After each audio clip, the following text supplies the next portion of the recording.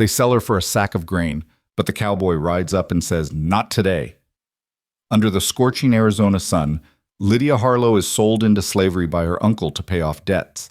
She stands trembling on the auction floor like a commodity. The crowd screams, fighting for her ownership. But just when it all seems over, a mysterious cowboy appears, bearing justice and a loaded gun. Follow the story to the end and comment your city so I know how far this story goes. The Arizona sun had no mercy. It beat down on the town of Bitter Run like the fist of an angry god, turning the main square into a furnace of dust and desperation. The air shimmered with heat waves that made everything look like it was melting. The crooked buildings with their peeling paint, the hitching posts where exhausted horses stood with their heads hung low, the faces of the people who'd gathered in the square that Wednesday afternoon in late August of 1887. Lydia Harlow had stopped sweating an hour ago. That's when she knew her body was giving up, surrendering to the heat and the horror of what was happening to her. Her mouth was so dry she couldn't swallow. Her wrists, bound together with rough hemp rope that had already rubbed her skin raw and bleeding, throbbed with each heartbeat. The cotton dress she wore, once a pale blue that her mother had loved, now torn at the shoulder and stained with dirt, clung to her body like a second skin soaked with fear. She stood on an old wooden crate in the center of the square, elevated like some kind of grotesque carnival attraction. Below her a crowd had gathered, maybe 40 people, maybe more. She couldn't bring herself to count, couldn't bring herself to look at their faces. The curiosity, the hunger, the casual cruelty that allowed them to stand there and watch a human being be sold like livestock. "Gentlemen, gentlemen, please!" The voice belonged to Marcus Webb, the trader who'd done this kind of business before. Everyone in Bitter Run knew what Marcus Webb was, even if they pretended not to. He dealt in things that shouldn't be dealt in: stolen horses, illegal whiskey, and when times were particularly hard, people. We have here a fine young woman, healthy and strong. 22 years of age, can cook, can clean, can work a full day in the fields without complaint.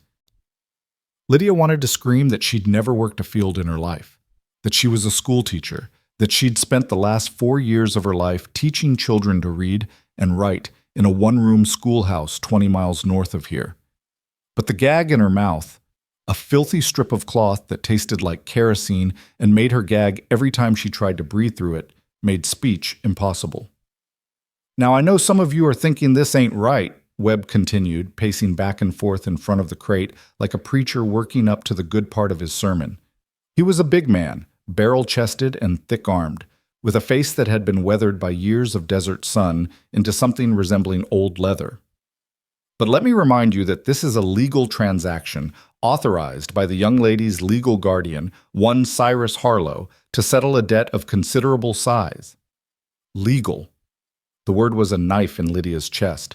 Her uncle Cyrus, her father's younger brother, the man who'd promised to take care of her after her parents died in the cholera outbreak 3 years ago, stood at the edge of the crowd.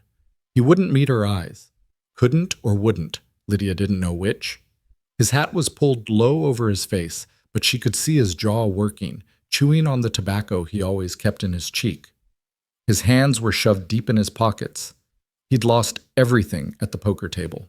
Lost the ranch, lost the cattle, lost every dollar her father had left him to manage.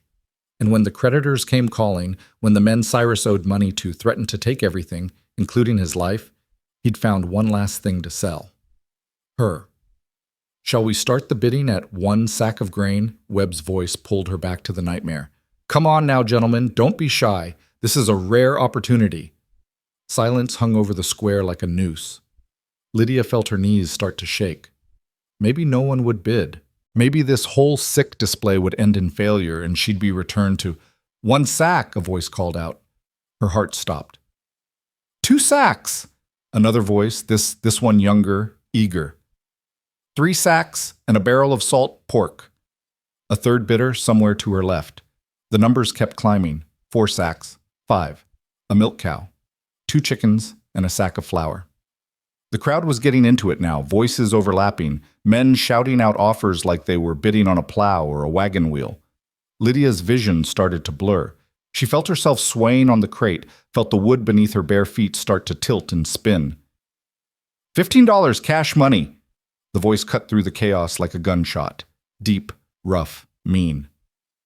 $15, and that's my final offer. The crowd fell silent. Lydia forced herself to look up to find the source of that voice.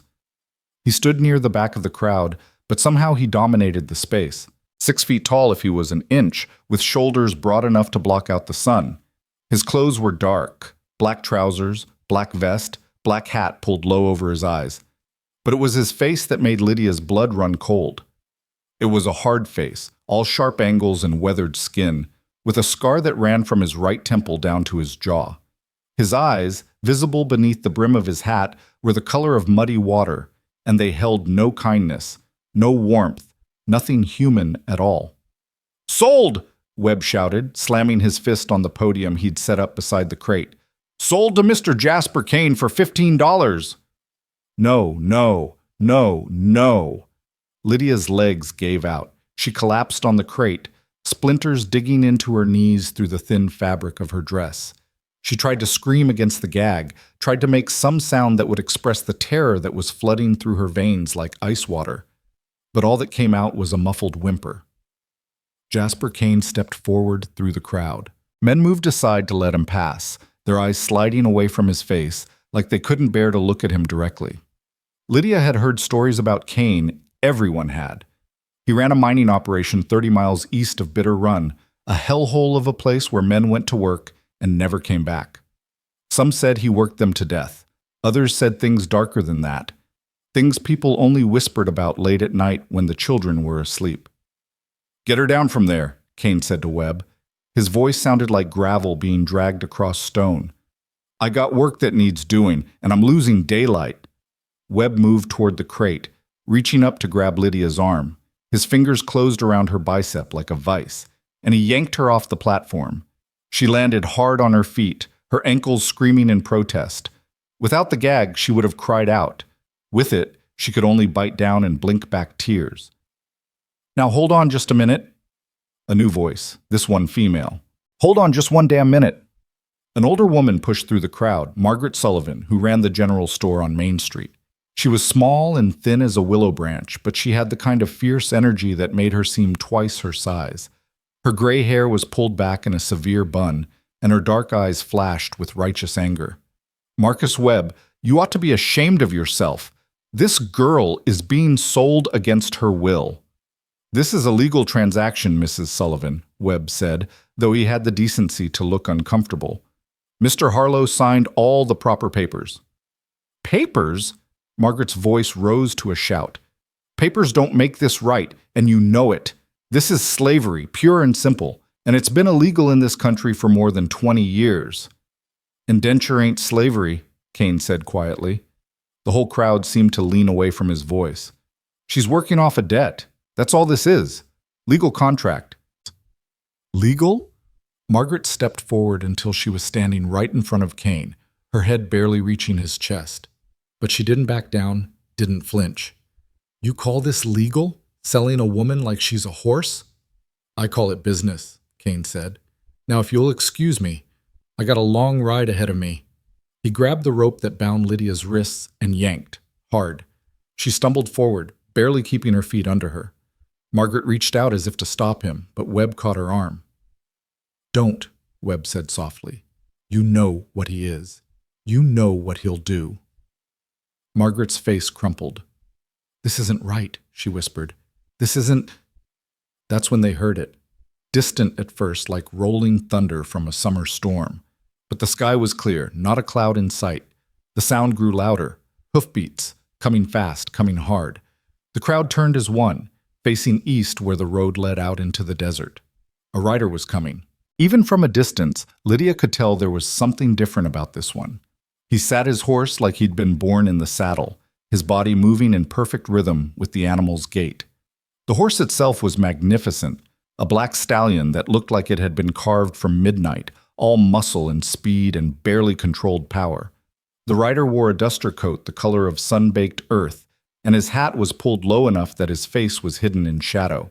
But there was something about the way he moved, the confidence and control, that made everyone in the square go quiet.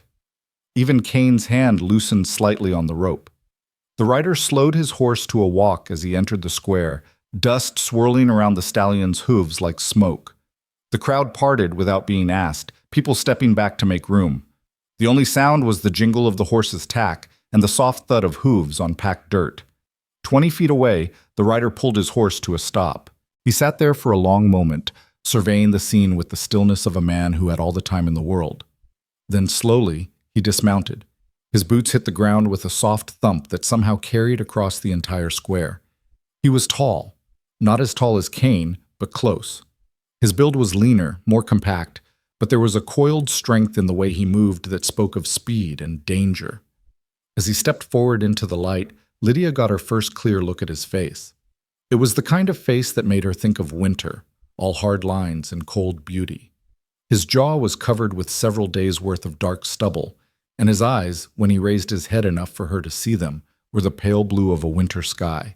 Not kind eyes, but not cruel either. Calculating. Measuring.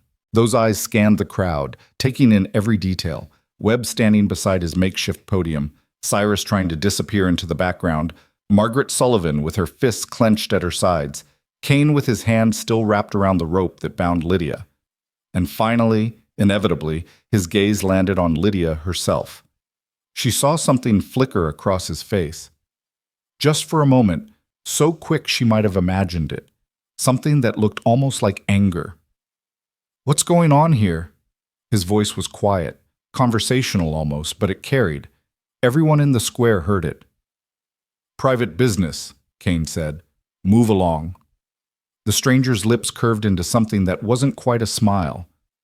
"Funny, doesn't look private." He gestured at the crowd. "Looks pretty public to me." "This doesn't concern you, friend," Webb said, trying to sound friendly and failing. "Best be on your way. See, that's where you're wrong."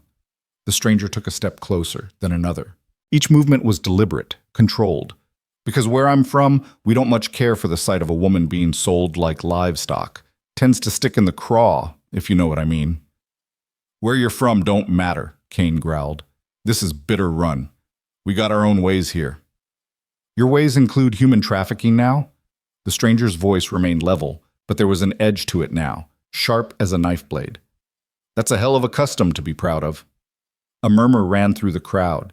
Some people looked ashamed, others looked angry, but Lydia couldn't tell if they were angry at Cain and Webb or at the stranger who dared to challenge them. "You got a name, cowboy?" Cain asked. His hand had moved to rest on the pistol at his hip, not drawing it, not yet, but making it clear that he could. "Rhett Callahan," the stranger said. "Not that it matters much. What matters is that girl you're manhandling like she's a sack of feed."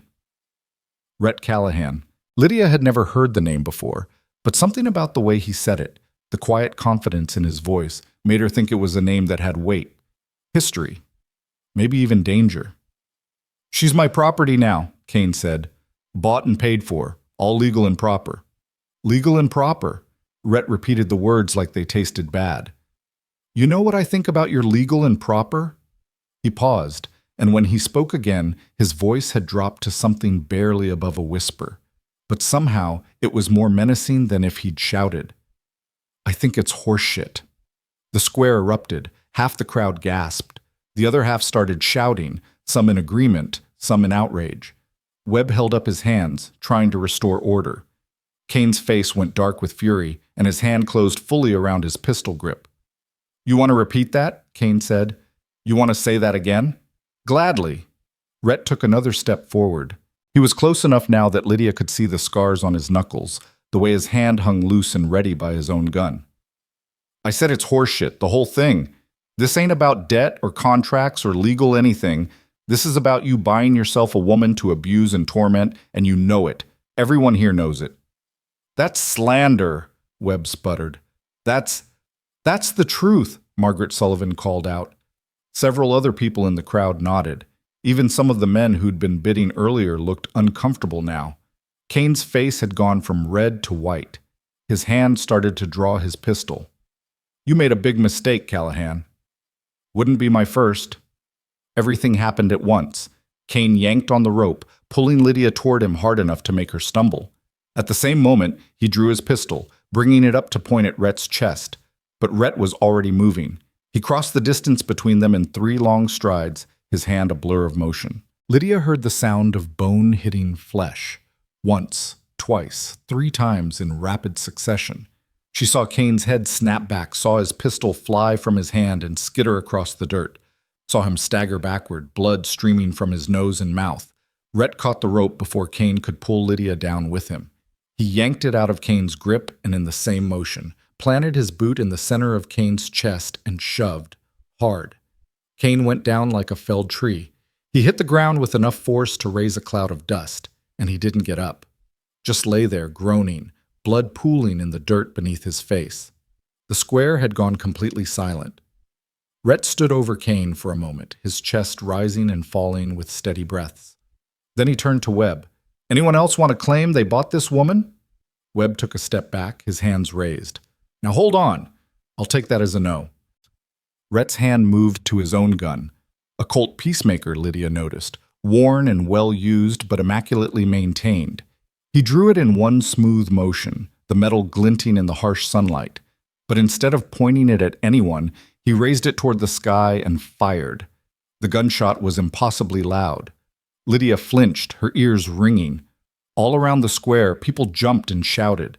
The wooden sign advertising the auction someone had painted "Labor for Sale" in crude letters splintered and fell, half of it disintegrating into kindling. Rhett lowered his gun, but he didn't holster it. He kept it out, held loose at his side, as his gaze swept across the crowd. "Let me make something real clear," he said, his voice carrying to every corner of the square. "This woman is leaving with me, right now. Anyone got a problem with that? You can speak up." Silence. No one moved. No one spoke. "Good." Rhett finally holstered his gun. Then he turned to Lydia, and for the first time since he'd arrived, his expression softened.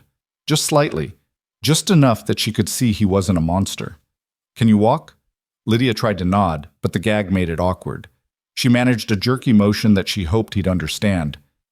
"Right." He reached up and gently pulled the gag down, letting it hang loose around her neck. The sudden rush of air into her mouth made her cough and gasp. Her throat was so dry it felt like she'd swallowed broken glass. "Water?" she managed to croak. "Please." Rhett pulled a canteen from his belt and held it to her lips. The water was warm and tasted faintly of metal, but it was the best thing Lydia had ever experienced. She drank greedily, water running down her chin, until Rhett gently pulled the canteen away.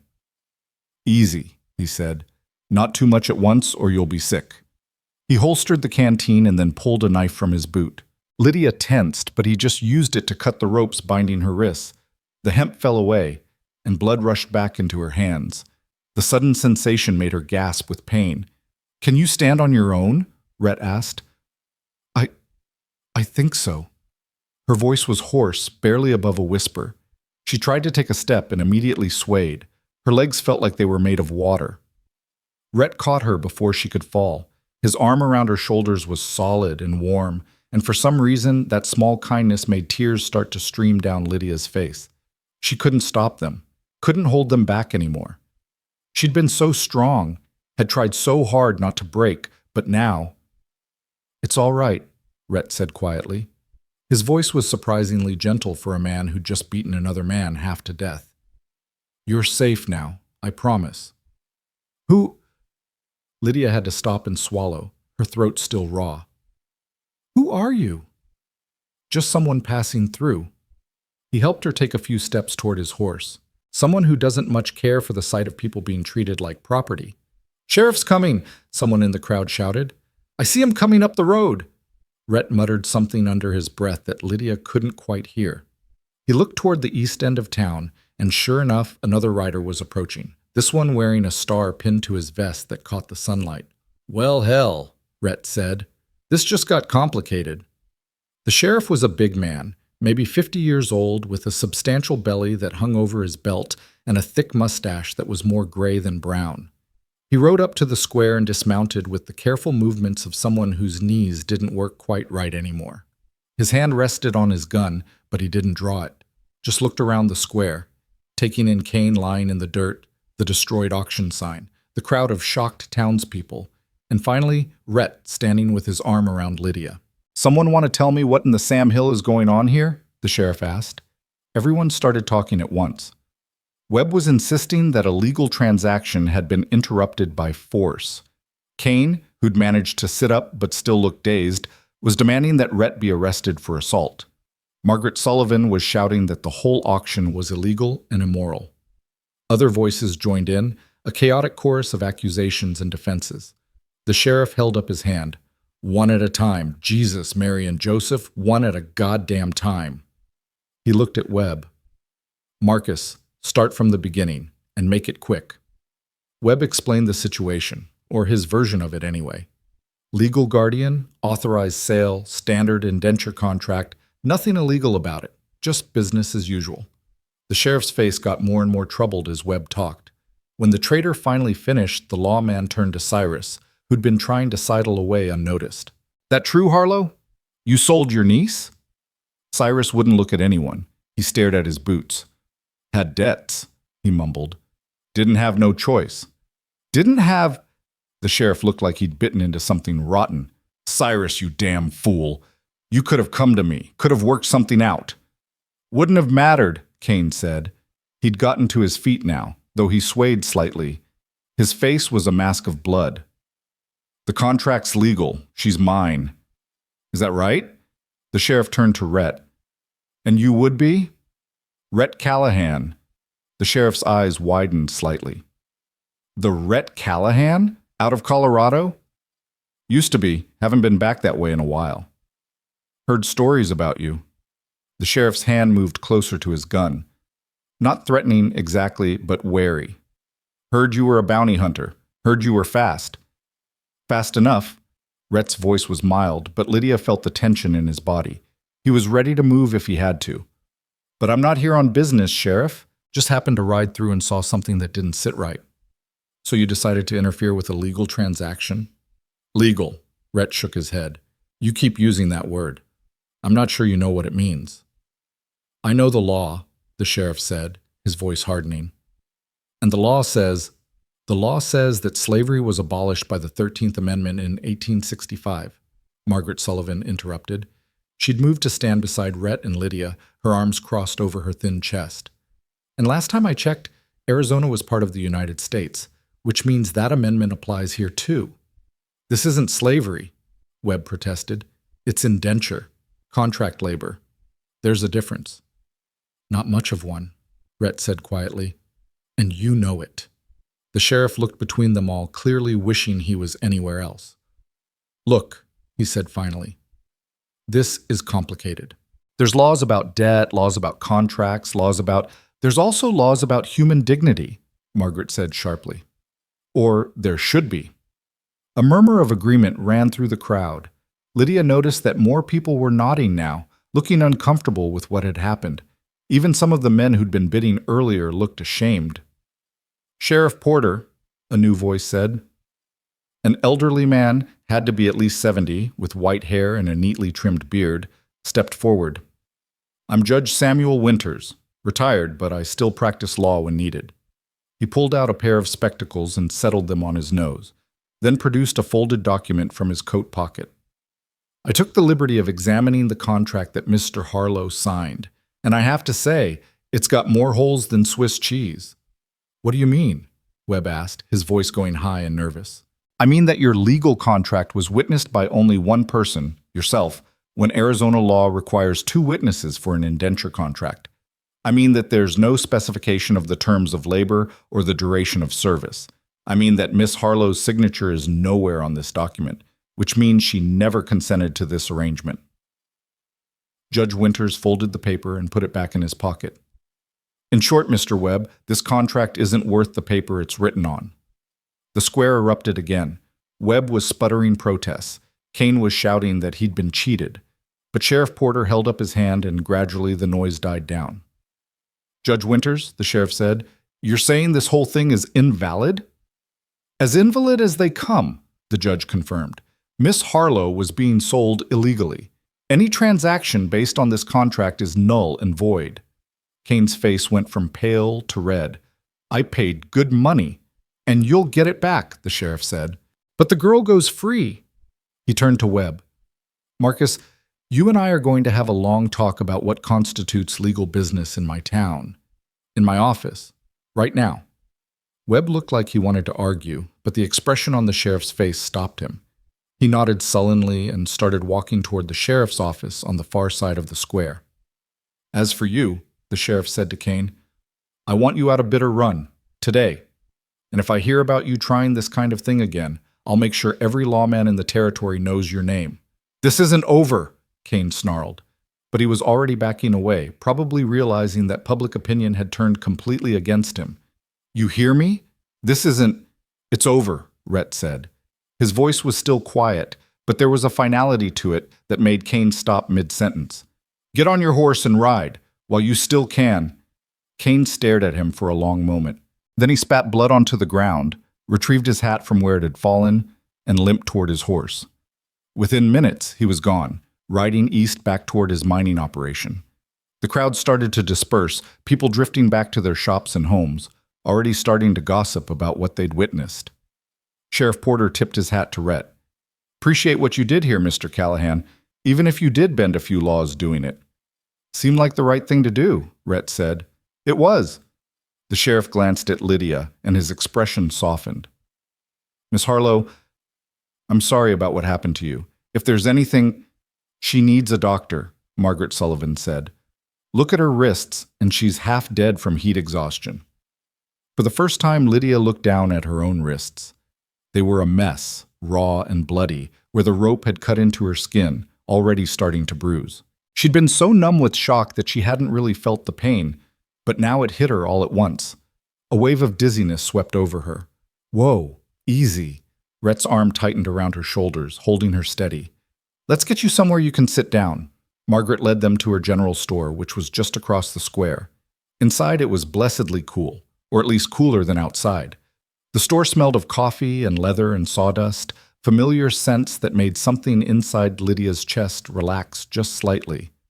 Margaret guided her to a chair in the back corner and then bustled away, returning moments later with bandages, salve, and a cup of water. Drink this slowly, she instructed, and let me see those wrists. Lydia obeyed, sipping the water while Margaret cleaned and dressed her wounds. The older woman's hands were gentle but efficient, the touch of someone who'd done this kind of thing before. Rhett stood nearby, his hat in his hands now, watching with those pale blue eyes that saw everything. Thank you, Lydia said once Margaret had finished bandaging her wrists. Her voice was still hoarse but stronger now. Both of you. I don't know what would have happened if... Don't think about it, Margaret said firmly. It's done now. You're safe. Am I? Lydia looked between them. My uncle is going to be arrested, Rhett said. Judge Winters already went to talk to the sheriff about charges. Fraud at minimum. Maybe human trafficking, depending on how the prosecutor wants to handle it. Lydia should have felt satisfaction at that, should have felt some sense of justice. But all she felt was tired, bone-deep, soul-crushing tired. Where will you go? Margaret asked gently. Do you have other family, friends? No? The word came out small and broken. There's no one. My parents are dead. I had a position teaching school up north, but... She gestured helplessly. Cyrus told them I'd left, said I'd moved east. They probably replaced me months ago. You can stay here, Margaret said immediately. I've got a spare room above the store. It's not much, but... I appreciate that, ma'am, Rhett interrupted. But Bitter Run might not be the safest place for her right now. Margaret frowned. What do you mean? I mean, Jasper Kane has friends, associates, the kind of men who don't take kindly to being humiliated in public. Rhett turned to Lydia. He spent good money on you, in his mind at least. Men like that don't just let things go. A chill ran down Lydia's spine. You think he'll come back? I think it's possible. Rhett set his hat on the counter. Which is why I'm going to make you an offer. No strings attached, no obligations. You can say no, and I'll respect that. Lydia waited, her heart starting to pound again. I'm heading north, Rhett said, up to Wyoming, maybe Montana. I've got business up that way. Nothing dangerous, just... He paused, seeming to choose his words carefully. Just things I need to take care of. You could ride with me. At least until we're far enough away that Kane won't think to look for you. I don't have any money, Lydia said. I can't pay you. Didn't ask you to. Why would you do this? You don't even know me. Rhett was quiet for a moment. Then he said, let's just say I've got my reasons, and leave it at that. Margaret looked between them, her expression thoughtful. It might not be a bad idea, honey, just until things settle down. And Mr. Callahan here seems like a decent enough man. She fixed Rhett with a stern look. You are a decent man, aren't you? I try to be, Rhett said. Can't always manage it, but I try. Lydia's mind was spinning. Leave Bitter Run. Leave Arizona entirely. Travel north with a man she'd just met, a man she knew nothing about except that he was handy with his fists and faster with a gun than anyone she'd ever seen. It was insane, reckless, potentially dangerous. But staying here, in a town where her uncle had tried to sell her, where men like Jasper Kane did business, and everyone looked the other way, that felt more dangerous. All right, she heard herself say. I'll go with you. Rhett nodded once, as if he'd expected that answer. We'll leave in the morning. Give you tonight to rest and gather whatever you need. I don't have anything, Lydia said. Everything I owned was at my uncle's ranch. Then we'll get you a few things, Margaret said briskly. She was already moving around the store, pulling items off shelves. A bedroll, some trail clothes that'll actually fit you, supplies. I'll put it on my tab, she added when Rhett reached for his wallet. Ma'am, I can't let you. You can, and you will. Margaret's voice was firm. Consider it my way of making up for living in a town that let this happen in the first place. They spent the next hour preparing. Margaret found Lydia a set of sturdy traveling clothes, canvas trousers that could be hemmed to fit, a cotton shirt, a leather vest, and boots that were only slightly too large. She added a hat to protect Lydia from the sun, a canteen, a blanket, and enough food supplies to last them several days on the trail. As the sun started to sink toward the western horizon, painting the sky in shades of orange and red, Lydia found herself standing in Margaret's spare room, wearing her new clothes, staring at her reflection in a small cracked mirror on the wall. She barely recognized herself. The woman looking back at her had haunted eyes and hollow cheeks. Her blonde hair, usually neat and pinned up, hung in tangled waves around her shoulders. Her wrists were wrapped in clean white bandages that stood out starkly against her sun-darkened skin. She looked like someone who'd been through hell. She looked like a survivor. There was a soft knock on the door. Come in, Lydia called. Rhett stepped into the room, moving with that same controlled grace he'd shown in the square.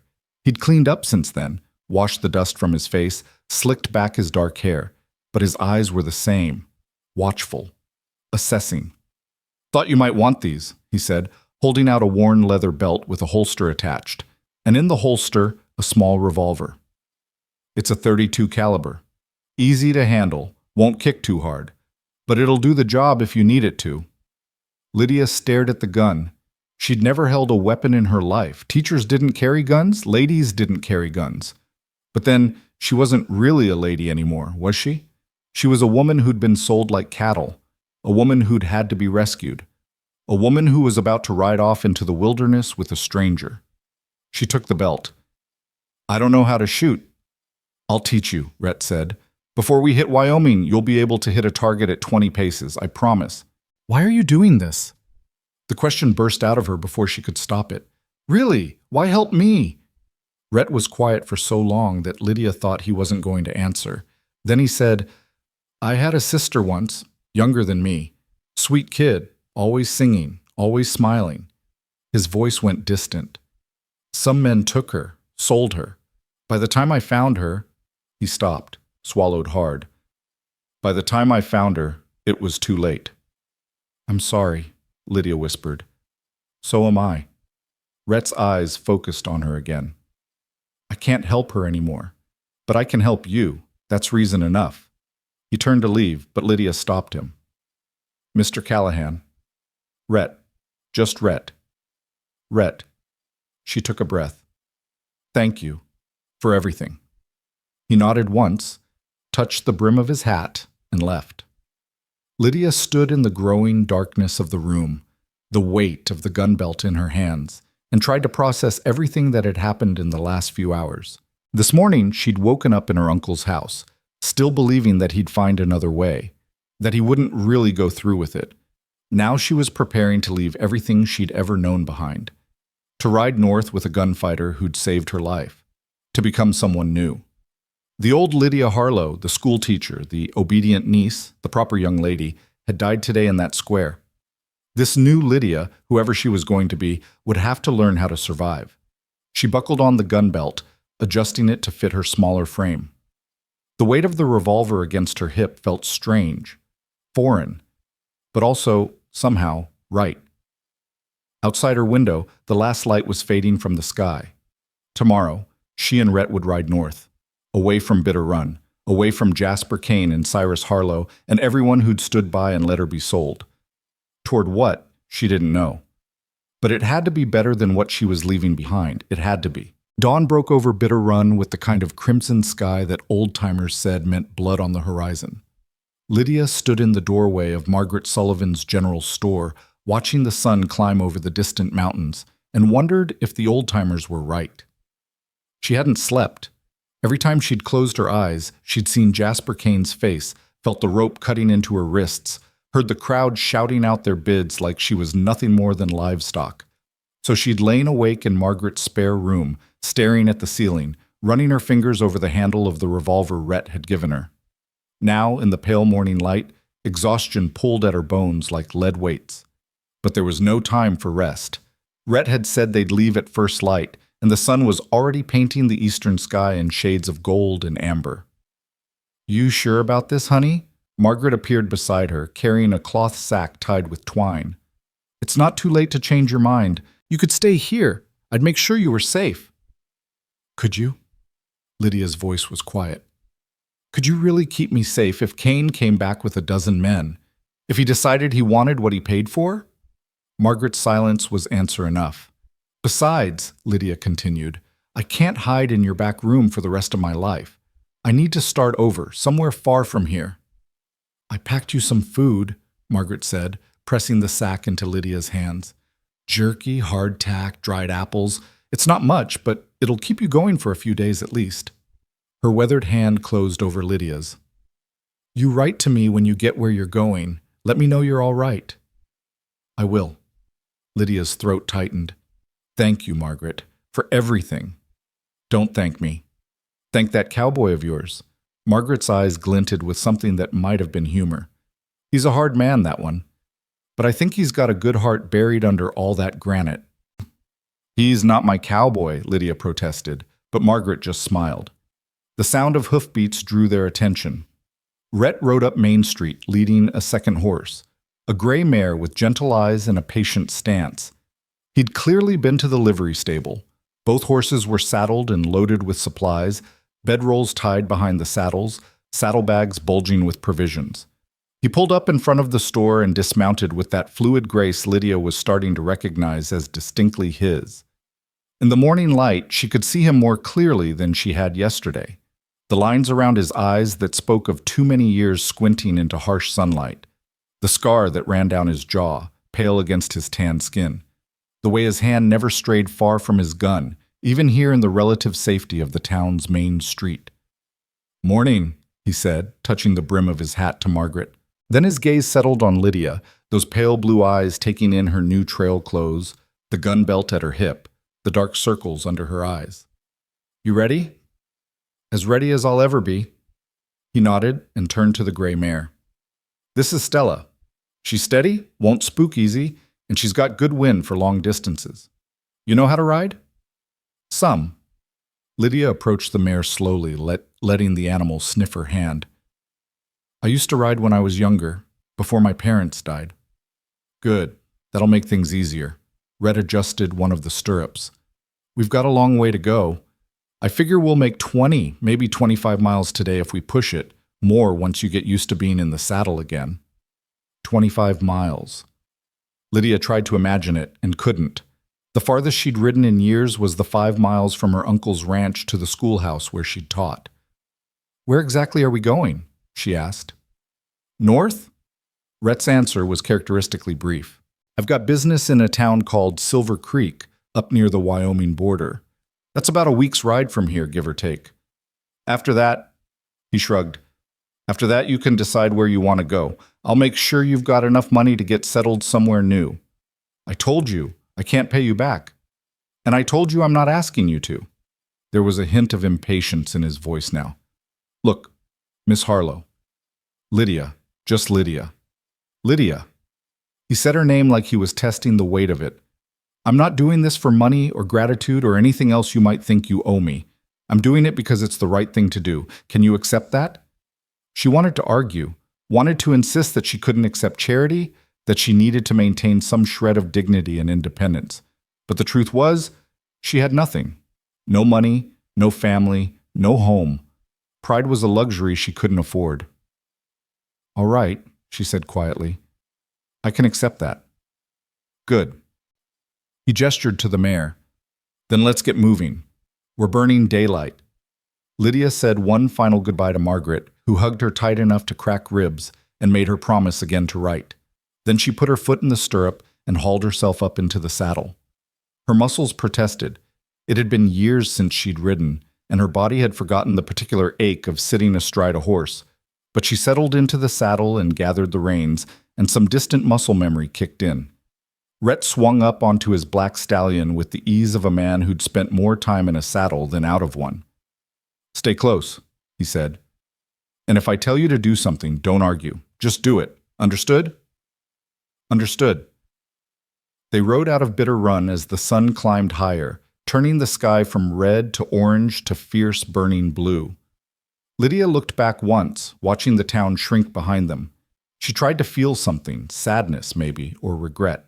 But all she felt was a strange lightness, as if chains she hadn't known she was wearing had suddenly fallen away. The desert stretched out before them, vast and unforgiving. Red rock and scrub brush and endless miles of nothing. The heat built quickly, pressing down on them like a physical weight. Within an hour, Lydia's shirt was soaked with sweat, sticking to her back and shoulders. Her mouth went dry despite the water she sipped from her canteen. Rhett set a steady pace, not too fast but not slow either.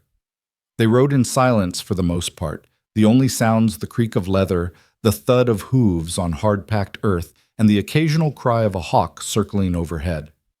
It was after they'd been riding for about 3 hours that Lydia finally worked up the courage to break the silence. Can I ask you something? You just did. But there was the faintest hint of humor in Rhett's voice. But go ahead. Ask another one. Yesterday, in the square, Sheriff Porter seemed to know your name. He said he'd heard stories about you. People tell a lot of stories. Are they true? Rhett was quiet for a long moment. Then he said, Some of them. Maybe. The sheriff said you were a bounty hunter. Was. Past tense. Rhett's jaw tightened. I don't do that work anymore. Why not? Because I got tired of hunting men for money. Got tired of the kind of person it was turning me into. He glanced at her, and there was something raw in his expression, quickly hidden. You ever do something so many times that you start to lose track of who you are? Start to wonder if maybe you've become the very thing you were hunting? Lydia thought about the last 4 years of her life. Teaching children their letters in a cramped schoolhouse. Going home to her uncle's ranch every evening, pretending not to notice how much he drank. How angry he got, how the debts piled up. Staying quiet and obedient and grateful because she had nowhere else to go. Yes, she said. I think I know exactly what you mean. They rode on. The sun climbed toward its zenith, turning the desert into a furnace. Heat shimmered off the rocks in visible waves. Lydia's head started to ache, a dull throb behind her eyes that grew worse with each passing mile. Around midday, Rhett finally called for a halt. They stopped in the shade of a massive red rock formation that jutted up from the desert floor like a broken tooth. Rhett helped Lydia dismount. Her legs nearly buckled when her feet hit the ground, muscles screaming in protest, and then led the horses into the shade. Drink, he said, passing her his canteen when she'd emptied her own. Small sips. We've got water, but we need to make it last until we reach the next town. How far is that? 30 miles, maybe a bit less. We'll make it by tomorrow evening if we keep up the pace. He pulled out some jerky and hardtack from his saddlebag. Eat something. I know you're tired, but you need to keep your strength up. Lydia forced herself to chew the tough, salty jerky even though her stomach rolled with nausea. Between the heat, the exhaustion, and the lingering shock of everything that had happened, food was the last thing she wanted. But Rhett was right. She needed to stay strong. "Tell me about your sister," she said after a while. "If you don't mind talking about it." Rhett had been checking the horse's hooves, but he went still at her words. For a moment, she thought he wasn't going to answer. Then he straightened and came to sit beside her in the shade, his back against the rock. "Her name was Sarah," he said quietly. "She was 7 years younger than me, had this laugh that sounded like bells." He stared out at the shimmering desert, but Lydia got the sense he was seeing something else entirely. Somewhere else. Some other time. Our parents died when I was 18. She was 11. Cholera, same as yours. I did my best to take care of her, but I was just a kid myself. Didn't know what the hell I was doing. What happened to her? I left her with our aunt in Denver while I went to work on a cattle drive. Needed the money, you know? Thought I'd be gone 3 months, maybe 4. His voice had gone flat, emotionless. The kind of tone people used when they were talking about something too painful to feel. I was gone 6, and when I came back, Sarah was gone. Aunt said men had come. Claimed Sarah owed a debt. Our father's gambling debt, apparently. They took her to pay it off. Lydia's hand found his without her really meaning to. His fingers were calloused and rough, but they closed around hers with surprising gentleness. I tracked them, Rhett continued. Took me 8 months. Found them running a brothel up in Montana. Real sick place. By the time I got there, he stopped, swallowed hard. She'd been dead for 3 weeks. Fever, they said. But I saw the marks on her, knew what they'd done to her. "Oh, God," Lydia whispered.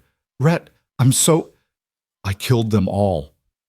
His voice was still flat, but there was an edge to it now, sharp as broken glass. "Every single man in that place. Some I shot. Others—" He looked down at his scarred knuckles. "Others I handled different. Sheriff ruled it self-defense when I told him what they'd done. But that didn't matter, didn't change the fact that Sarah was dead." "Is that why you became a bounty hunter?" "Part of it.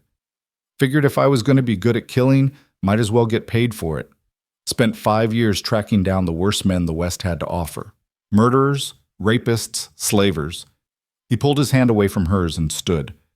"But eventually I realized I wasn't doing it for justice anymore. I was doing it because I was angry. Because I wanted to hurt people the way I'd been hurt. That's not justice. That's just revenge." "So you stopped."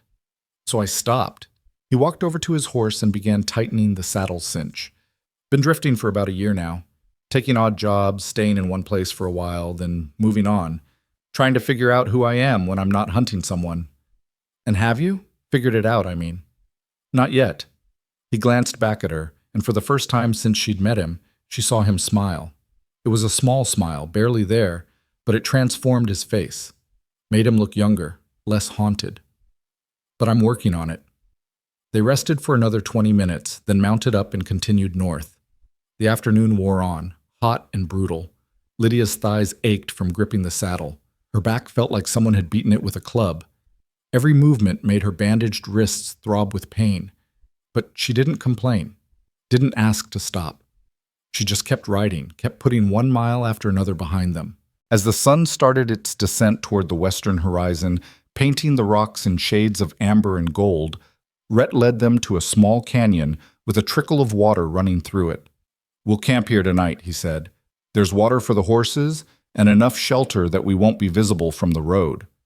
Lydia practically fell out of her saddle. Her legs gave out completely, and she would have hit the ground if Rhett hadn't caught her. "Easy," he said. "First day's always the hardest. Tomorrow will be better. I promise." He helped her sit down in the shade of the canyon wall, then went about the business of making camp with the practiced efficiency of someone who'd done it 1,000 times before. He unsaddled the horses and rubbed them down, hobbled them near the water where they could drink and graze on the sparse grass. He gathered wood for a fire and got it going despite the lack of good tinder. He even pulled out a battered coffee pot and set it on the flames. "I don't suppose you know how to cook?" he asked. "Some." Lydia forced herself to stand, ignoring her body's protests. "What have we got to work with? Beans, salt pork, coffee, Some cornmeal if you want to try making Johnny cakes. They worked together to prepare a simple meal. Lydia found that having something to do helped. It kept her mind off her aching muscles and the fear that kept trying to claw its way up her throat. Fear that Cain would come after them. Fear that her uncle would tell him which way they'd gone. Fear that tomorrow or the next day she'd wake up to find armed men surrounding their camp. But when she said as much to Rhett, he just shook his head. Cain won't come after us. Not personally, anyway. He's a coward at heart. Men like him are only brave when they've got the advantage. But you said he had friends, associates. I said he might, but even if he does send someone after us, they won't catch up. We've got too much of a head start, and I know this territory. He poured coffee into 2 tin cups and handed her one. Besides, anyone stupid enough to come after us will have to go through me first. And I promise you, that's not something they'll survive. There was no bravado in his voice, just simple statement of fact. And somehow, that was more reassuring than any amount of comforting words would have been. They ate in companionable silence as the stars began to appear overhead. The desert night was cold, the temperature dropping rapidly as soon as the sun disappeared. Lydia wrapped herself in the blanket Margaret had given her and sipped her coffee, staring into the flames. "Tell me about your teaching," Rhett said after a while. "You said you taught school?" "For 4 years." Despite everything, Lydia felt herself smile at the memory. One-room schoolhouse about 20 miles north of Bitter Run. 23 students, ages 6 to 14. Some of them could barely write their names when they first came to me. But by the end, she trailed off, the smile fading. I loved it. Loved watching them learn, seeing their faces light up when they finally understood something. It was the only thing that made living with my uncle bearable. "Why'd you go live with him in the first place? You must have had other options." "Not really." Lydia stared down into her coffee.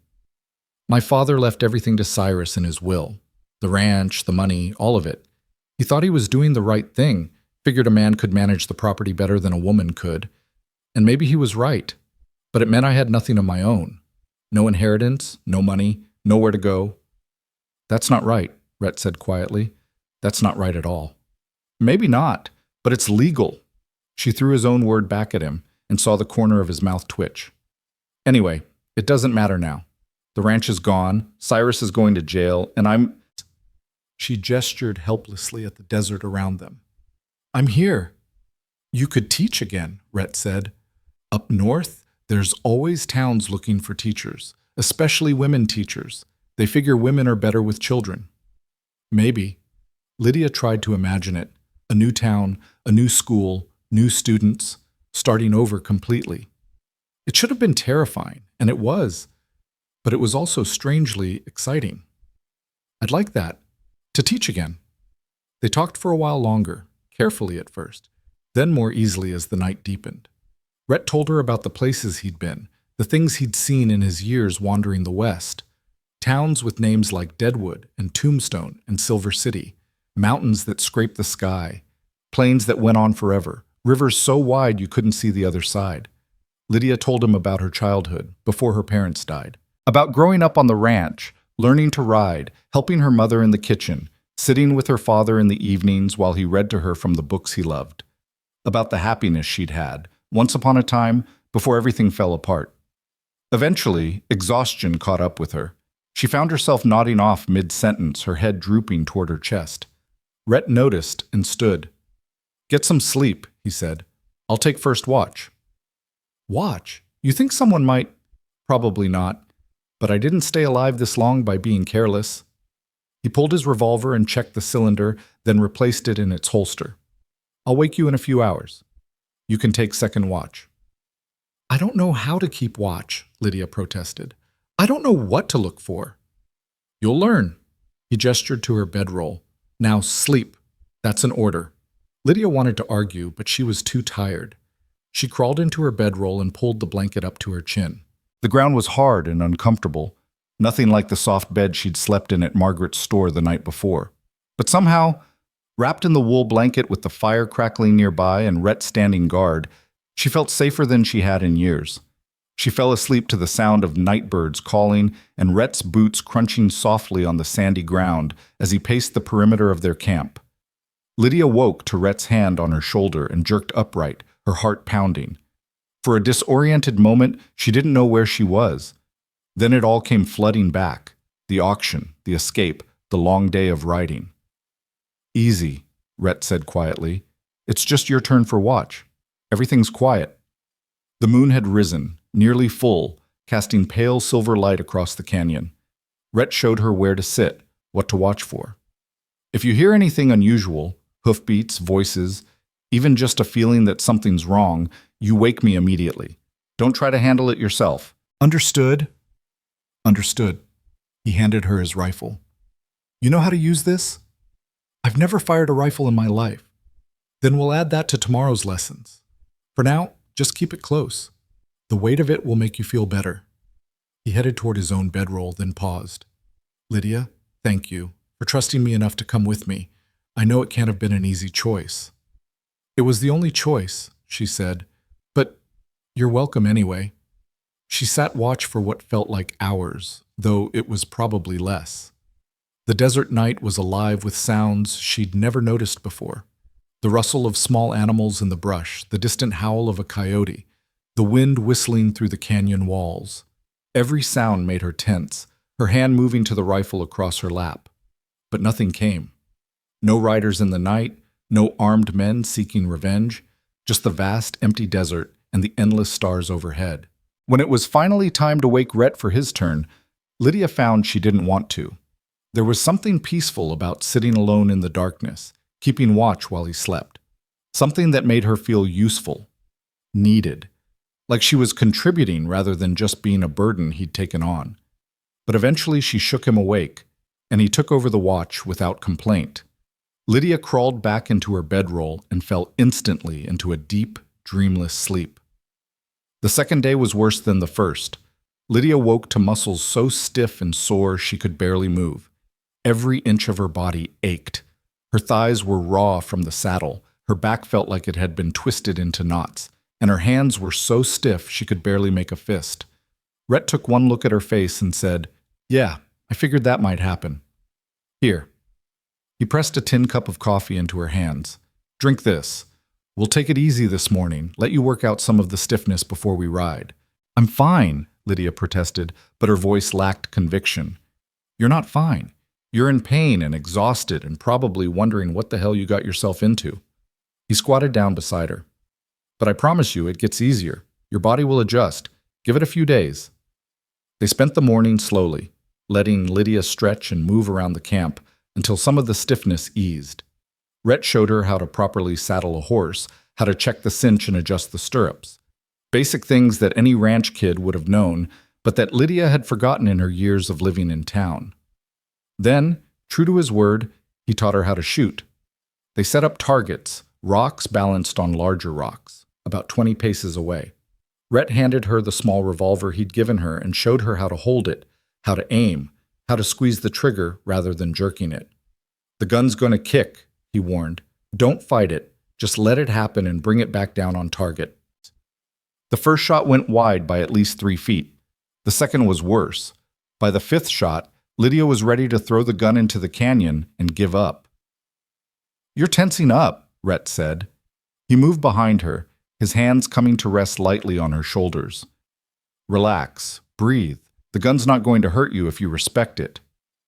"Easy for you to say," Lydia muttered. But she took a breath and tried again. This time, the bullet pinged off the rock just to the left of her target. "Better," Rhett said. "Try again." They practiced for an hour, burning through ammunition until Lydia could consistently hit a target at 15 paces.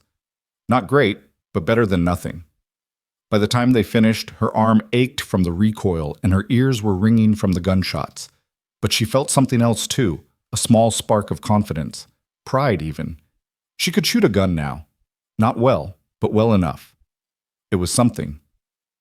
They mounted up around mid-morning and continued north. The landscape began to change gradually. Less desert, more scrubland. Small trees appeared, twisted and tough, clinging to life in the harsh soil. In the distance, Lydia could see mountains, their peaks still dusted with snow despite the summer heat. They stopped briefly at a small trading post around midday, a ramshackle building that looked like it might collapse if you breathed on it wrong. Rhett went inside while Lydia waited with the horses, her hand resting on her revolver, scanning the area for any signs of trouble. He emerged 10 minutes later with fresh supplies and news. "Talk to the proprietor," he said as they rode away. "No one's been through here asking about a woman. No riders from Bitter Run at all." "That's good, right?" "That's very good." He glanced at her. "Means Kane either gave up or hasn't figured out which way we went yet. Either way, we're clear for now." They rode until sunset, covering maybe 30 miles by Rhett's estimation. Made camp in a small grove of cottonwood trees near a creek. The sound of running water was the most beautiful thing Lydia had heard in days. That night, as they sat by the fire eating beans and salt pork, Rhett said, "You did good today. Better than I expected, actually. I fell off my horse twice. Once, and you got right back on. That's what matters." He poured them both more coffee. "You're tougher than you think you are, Lydia Harlow." "I don't feel tough. I feel terrified most of the time." "Courage isn't not being afraid," Rhett said. "It's being afraid and doing it anyway. And that's what you've been doing ever since you climbed on that horse yesterday morning." Lydia wanted to argue, to tell him he was wrong, that she wasn't brave or courageous or any of the things he seemed to think she was. But before she could speak, Rhett suddenly went still. His hand moved to his gun in one smooth motion. "What?" Lydia started to ask, but Rhett held up a hand for silence. He'd heard something. Lydia strained her ears and finally caught it too, the distant sound of hoofbeats. Multiple horses, moving fast, coming from the south, coming from the direction of Bitter Run. Rhett was on his feet in an instant, his gun drawn. "Get behind that tree," he said quietly, gesturing to the largest cottonwood. "And keep your head down." "Rhett. Now, Lydia." She moved, her heart hammering so hard she thought it might burst through her ribs. Crouched behind the tree, she drew her own revolver with shaking hands. Through the branches, she could see Rhett standing beside the fire, silhouetted against the flames, waiting. The hoofbeats grew louder, closer. Then, suddenly, 3 riders burst into the clearing, their horses lathered with sweat and breathing hard. They pulled up short when they saw Rhett standing there, calm as Sunday morning, his gun held steady.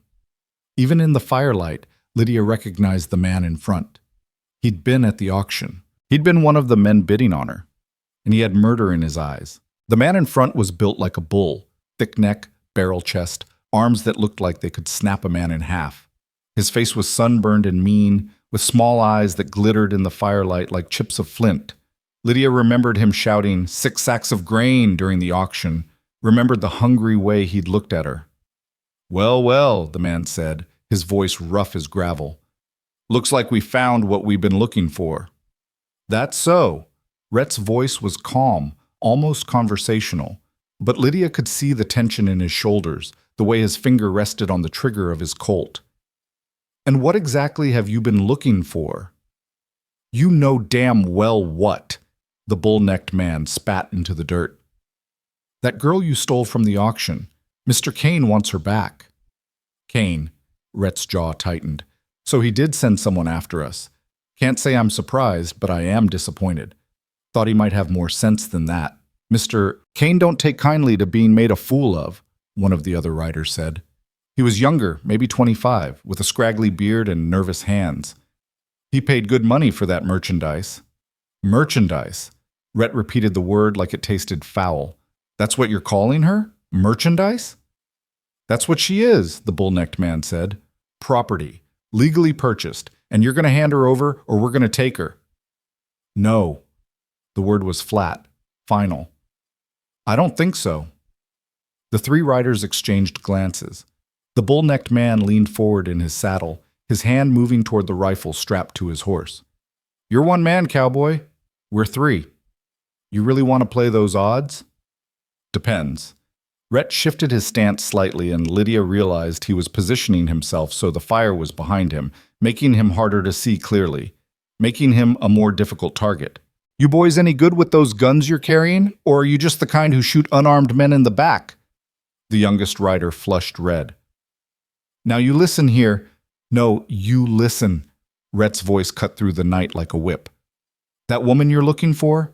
She's not property. She's not merchandise. She's a human being who was illegally sold by her piece of shit uncle. The transaction was voided by a judge, which means Kane has no claim on her. None. You understand me? We understand that you got something that belongs to our boss, the bull-necked man growled. And we ain't leaving without it.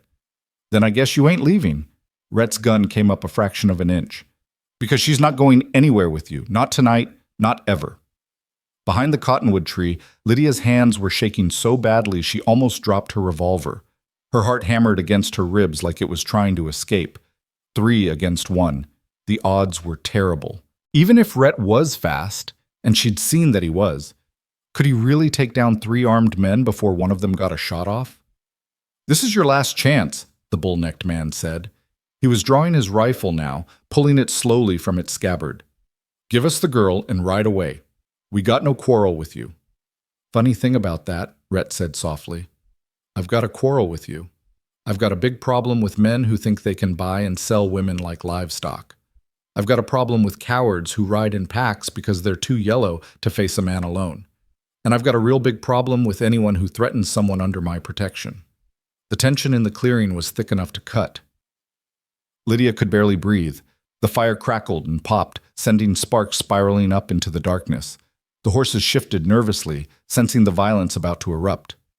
Your funeral, the bull-necked man said, and his hand moved. Everything happened at once. The bull-necked man brought his rifle up, but Rhett was already moving. His Colt boomed impossibly loud in the still night. The bullet caught the big man in the shoulder, spinning him halfway around in his saddle. His rifle discharged into the air, the shot going wild. The second rider was drawing his pistol when Rhett's gun spoke again. This time the bullet hit the man's gun hand, sending his weapon flying and blood spraying. The man screamed and clutched his ruined hand to his chest. The youngest rider, the one with the scraggly beard, froze, his hand halfway to his gun. He stared at Rhett with wide, terrified eyes. Don't, he whispered. Please, God, don't shoot me. Then get off that horse real slow, Rhett said. His voice was steady despite having just shot 2 men in the span of 3 seconds. Hands where I can see them. You try anything stupid, and I'll put one between your eyes. We clear? The young man nodded frantically and dismounted with exaggerated care, his hands held high above his head. The bull-necked man was still in his saddle, cursing and bleeding, his left arm hanging useless at his side. The second rider had fallen off his horse entirely and lay on the ground, whimpering and cradling his destroyed hand. Now, Rhett said, moving around the fire, to where the 3 men's horses stood. He grabbed the reins of all 3 animals with his free hand, his gun still trained on the riders. Here's what's going to happen. You 3 are going to walk back to Bitter Run. It's about 60 miles, give or take. Should take you 3, maybe 4 days if you don't die of thirst first. You can't, the bull-necked man started, but stopped when Rhett's gun swung toward him. I can, and I am.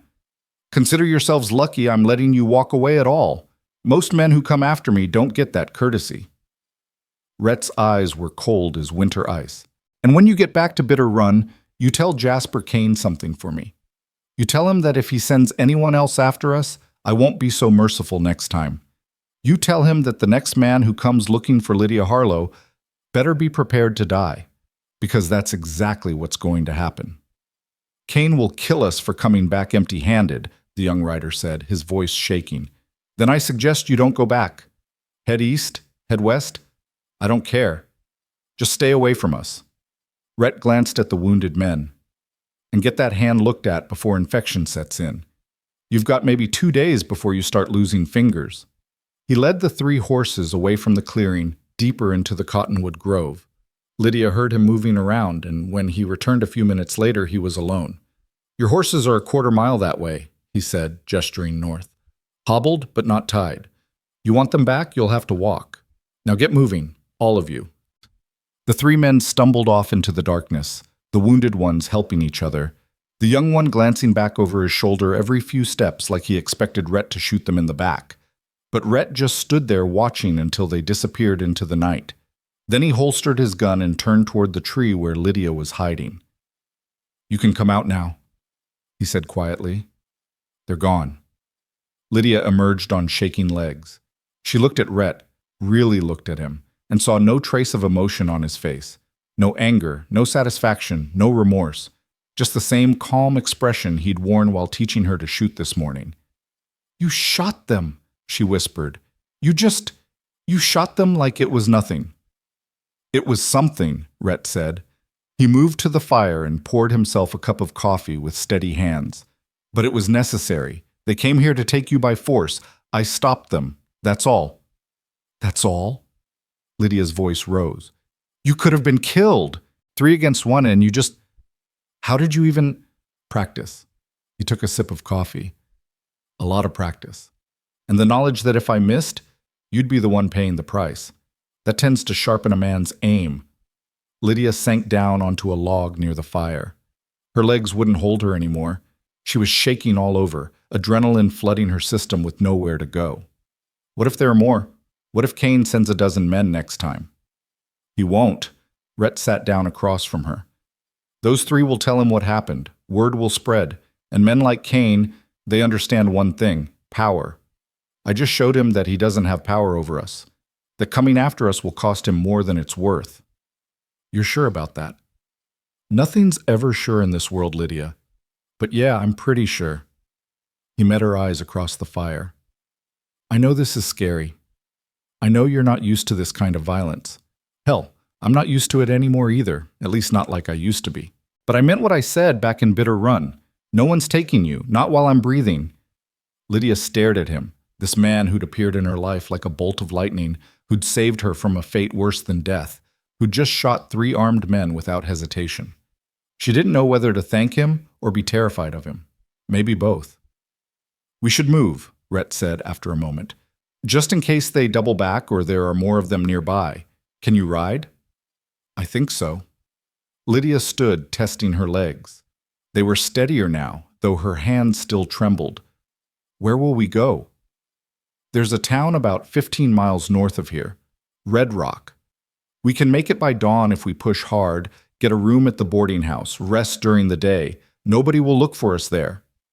He was already moving, kicking dirt over the fire, gathering their supplies with practiced efficiency. We'll be safer in a town anyway. Harder for Kane's men to try anything with witnesses around. They broke camp in less than 15 minutes, working by moonlight. Rhett saddled both horses while Lydia rolled up their bedrolls and packed the supplies. Her movements were clumsy with exhaustion and residual fear, but she got it done. As she swung up into Stella's saddle, Lydia glanced back at the clearing where 3 men had ridden in with murder in their eyes and limped away bleeding. In the pale moonlight, she could see dark stains on the ground. Blood. She shuddered and looked away. Don't think about it, Rhett said softly. He'd moved his horse beside hers, close enough that she could hear him clearly. What happened back there? You do what you have to do to survive. That's all it was. Is that what you tell yourself when you shoot someone? Used to. Now I try not to shoot anyone if I can help it. He touched his heels to his stallion's flanks.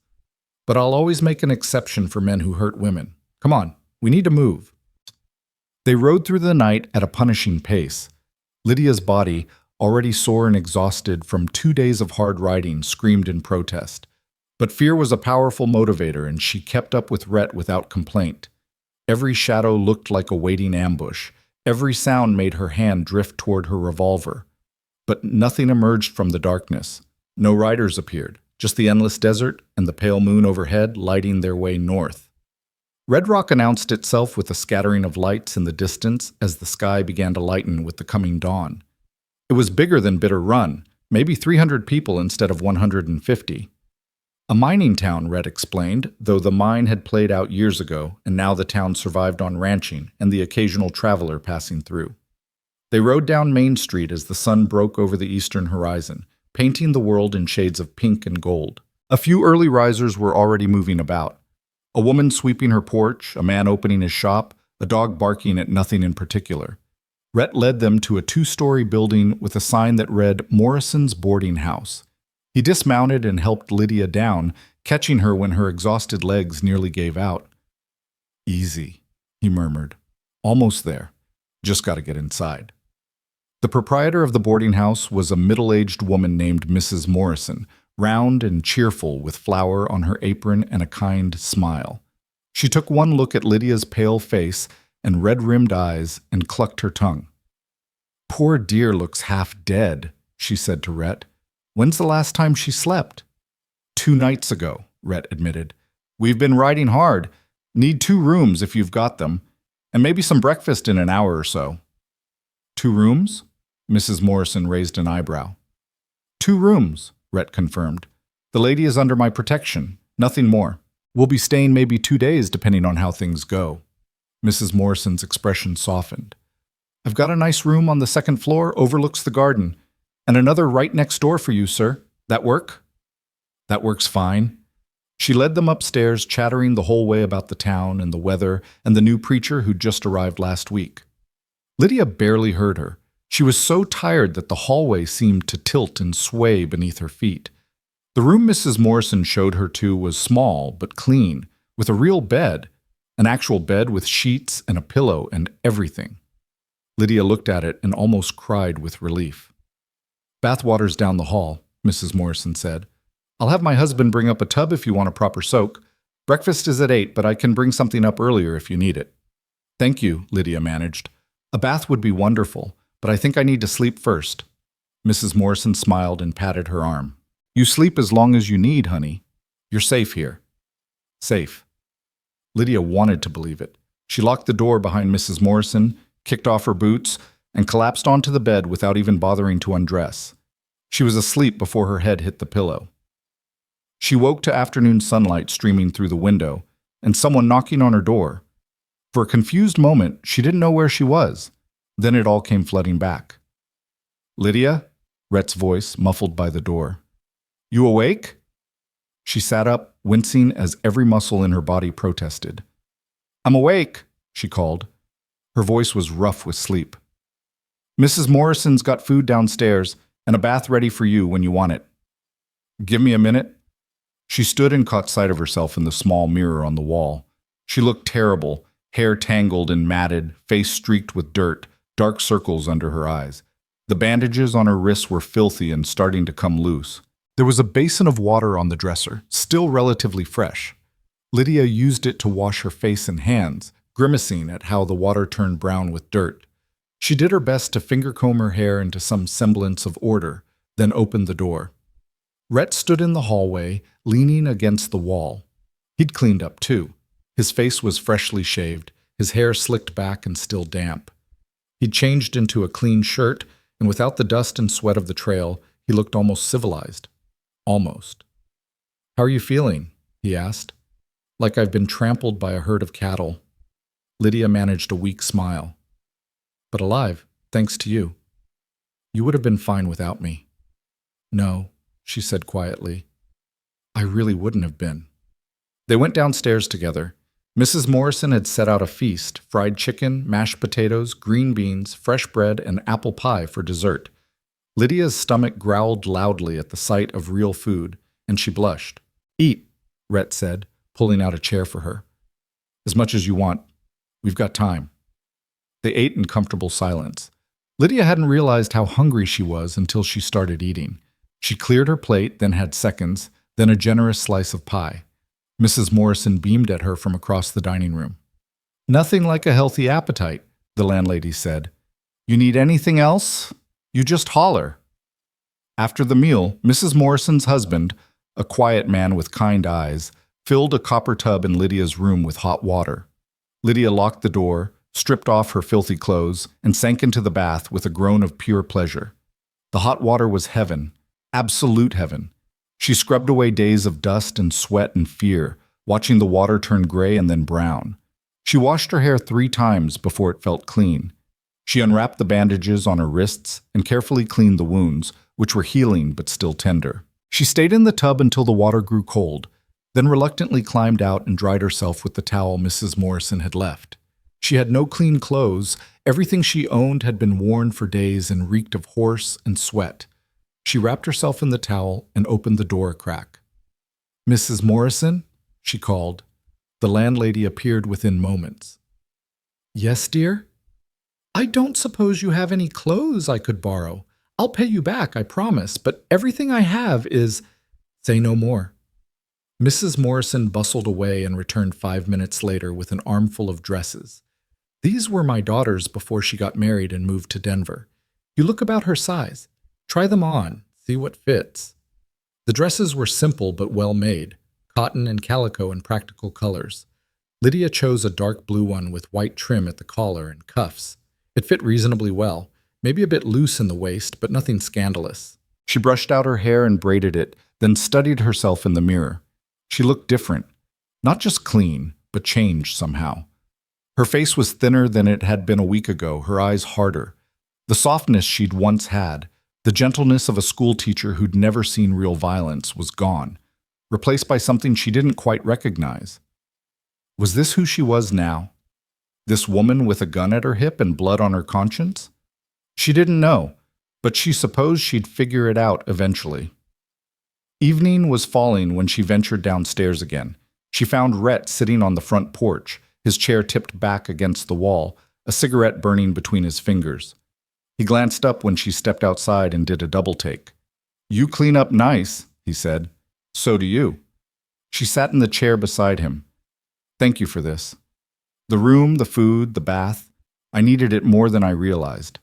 We both did." He took a drag on his cigarette and blew smoke toward the darkening sky. "I've been asking around town. No word of anyone looking for us. No strangers asking questions. I think we're clear. For now." "For now," he agreed. "But I'm thinking we should stay here a couple more days. Let you rest, let the horses rest. Build up our strength before we push on to Silver Creek." "How much farther is it?" "Maybe 3 days hard ride. 4 if we take it easy." He flicked ash off his cigarette. "Once we get there, you'll have options. Silver Creek's a decent-sized town, lots of opportunity. They've got schools, a church, even a library. You could make a life there if you wanted." "What about you?" Lydia asked. "Will you stay?" "For a while. I've got business there, like I said. After that," he shrugged. "Depends on whether the town and I get along. Sometimes I stay in a place for months. Sometimes I'm gone in a week." "Must be lonely, all that wandering." "Sometimes," Rhett admitted, "but it's better than staying in one place and watching everything fall apart around you. At least when you're moving, you can tell yourself things might be better over the next hill." They sat in comfortable silence as the stars began to appear. Red Rock settled into its evening rhythms, lamps being lit in windows, families gathering for dinner, somewhere a piano playing a cheerful tune. It all seemed so normal, so peaceful. Hard to believe that just a few hours ago, 3 men had tried to kill them. "Can I ask you something?" Lydia said after a while. "And you can tell me if it's none of my business." "Shoot." "Those men tonight, when you shot them, did you feel anything?" Rhett was quiet for a long moment, smoking his cigarette down to the nub. Finally he said, "Yeah, I felt something. Relief, mostly, that they weren't fast enough to get you. Anger that they'd come after us in the first place. Tired." He dropped the cigarette and ground it out under his heel. "You think I should feel guilty for defending us?" "I don't know. Should you?" "I used to think so. Used to lose sleep over every man I shot, wondering if there was another way. Wondering if I was any better than the criminals I was hunting." He turned to look at her, and in the fading light, his eyes were very serious. "But then I realized something. Those men, they made their choices. They chose to come after us. They chose to threaten you. And I chose to stop them. That's all it is. Choices and consequences. It's not that simple, though, is it? Nothing's ever that simple." "No," Rhett agreed. "It's not. But sometimes you have to make it simple, or you'll drive yourself crazy trying to figure out all the angles." He stood and stretched. "I'm going to turn in. Big day tomorrow. Thought I'd take you to the general store, get you some proper trail supplies. You'll need better boots than what you've got, for starters." "Rhett?" Lydia stood too. "Thank you. For everything. I know I keep saying it, but I mean it. You saved my life." "You would have found a way to save yourself." He tipped his hat to her. "You're stronger than you know, Lydia Harlow. Don't ever forget that." He went inside, leaving Lydia alone on the porch with her thoughts and the gathering darkness. She sat back down and stared up at the stars, thinking about everything that had happened, everything that had changed. 5 days ago, she'd been a schoolteacher living a quiet, miserable life with her drunk uncle. Now she was a fugitive of sorts, traveling with a gunfighter, learning to shoot and ride and survive in a world that wanted to chew her up and spit her out. It should have been terrifying. And it was. But it was also strangely exhilarating. For the first time in years, she felt alive. The next morning dawned clear and bright. Lydia woke feeling more rested than she had in days, her body finally starting to adjust to the demands she'd been placing on it. The soreness was still there, but more manageable now, a dull ache instead of the screaming agony of the previous days. True to his word, Rhett took her to the general store after breakfast. It was bigger than Margaret's place in Bitter Run, better stocked. Rhett proved to have an unexpectedly good eye for what Lydia would need on the trail. Sturdy boots that actually fit, a wide-brimmed hat that would keep the sun off her face, canvas pants that wouldn't tear easily, a warm jacket for cold nights. "Try these on," he said, handing her a pair of leather gloves. "Your hands will thank you." The store owner, an elderly man with spectacles that kept sliding down his nose, watched them with benevolent interest. "You two heading up north?" he asked as he tallied their purchases. "That's the plan," Rhett said. "Well, you picked a good time for it. Pass is clear, weather's holding steady. Should be smooth traveling." He glanced at Lydia. "Your wife's a lucky woman, having a man who takes such good care of her." "Oh, I'm not," Lydia started, but Rhett spoke over her. "I try my best," he said smoothly, handing over money. "Can't have her uncomfortable on the trail."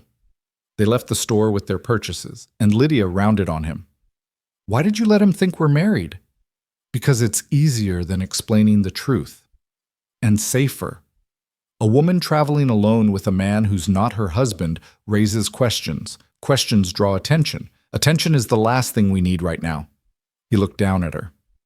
"If it bothers you that much, I'll correct him next time. But trust me, it's better this way." Lydia wanted to argue, but she couldn't fault his logic.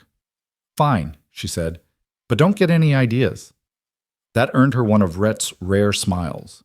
Wouldn't dream of it. They spent the rest of the day exploring Red Rock. It was a pleasant town, prosperous despite the played-out mine, with friendly people and clean streets. Lydia found herself relaxing, the constant tension that had gripped her since the auction finally easing.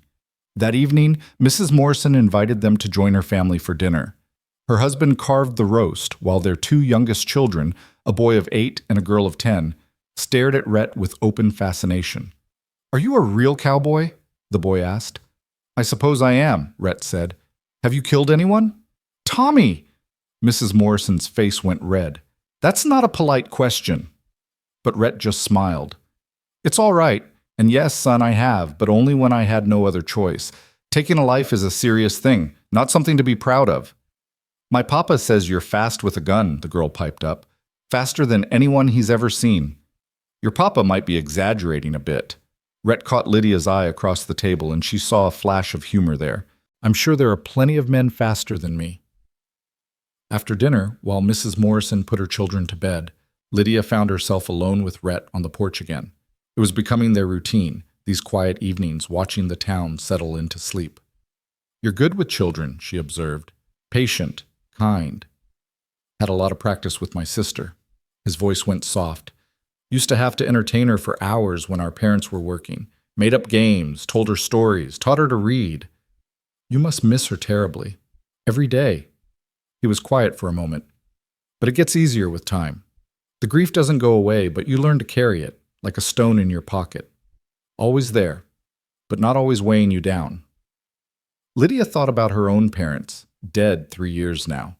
She'd carried her grief too, though she'd never thought of it quite that way before. A stone in her pocket.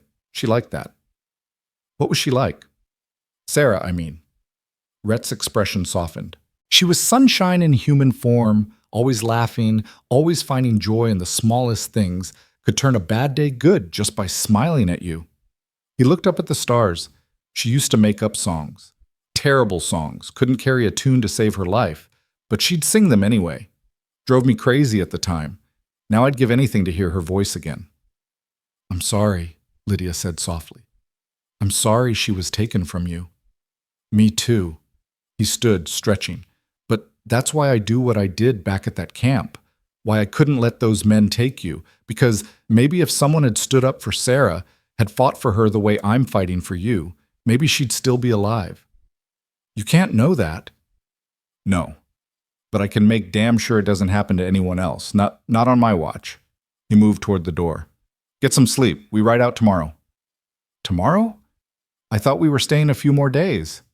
I did too, but I've been hearing things, whispers, nothing concrete but enough to make me nervous. I think it's time we put more distance between us and Bitter Run.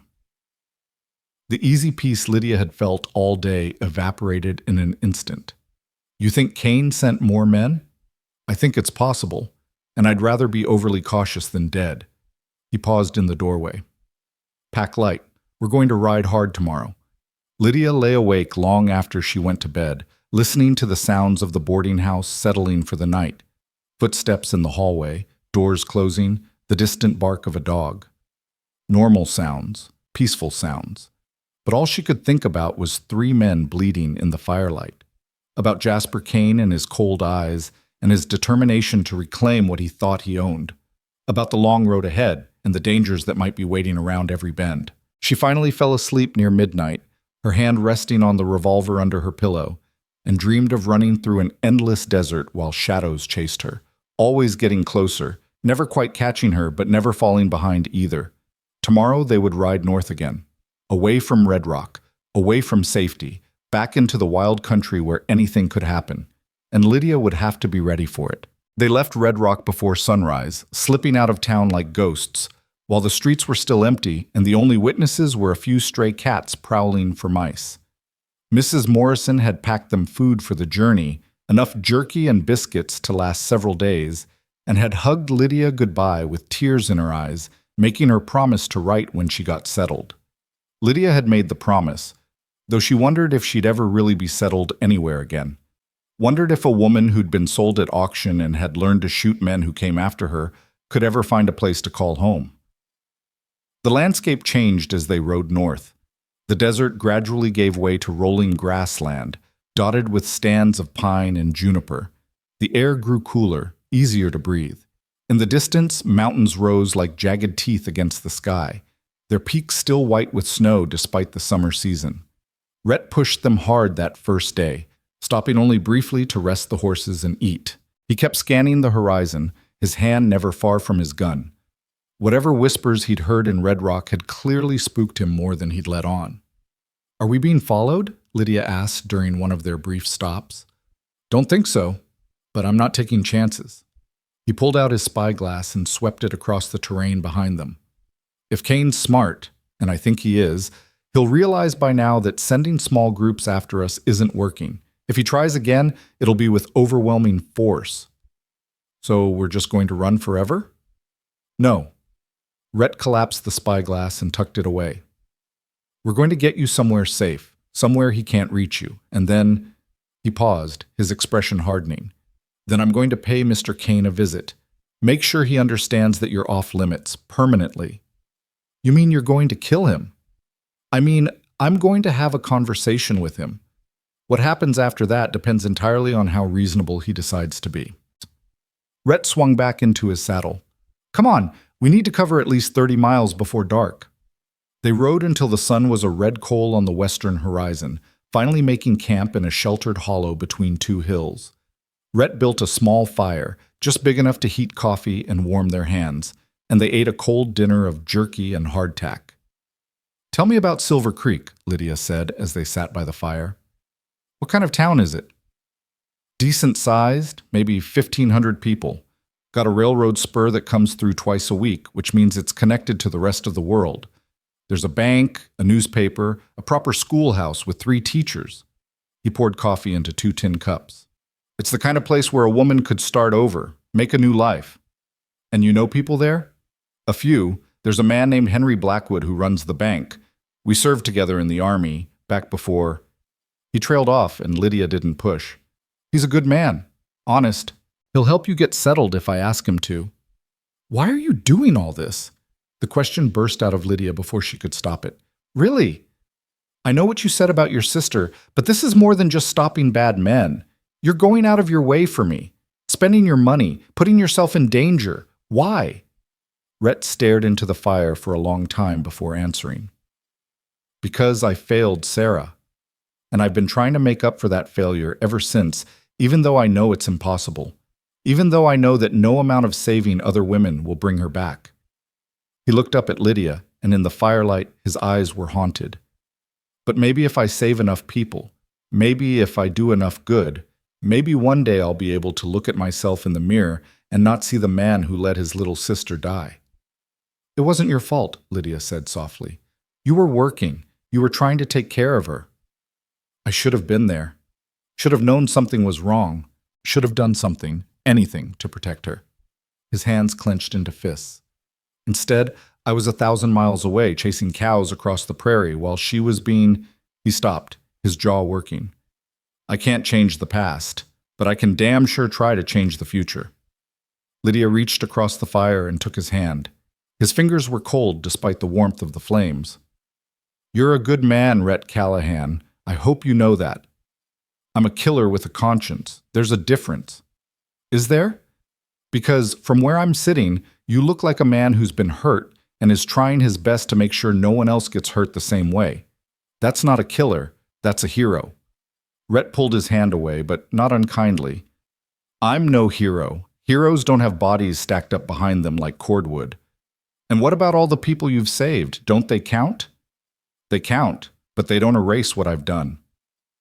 They fell silent after that, each lost in their own thoughts. Lydia wondered about the man sitting across from her, this strange, complicated man who could shoot 3 armed men without breaking a sweat, but still carried the weight of his sister's death like a millstone around his neck.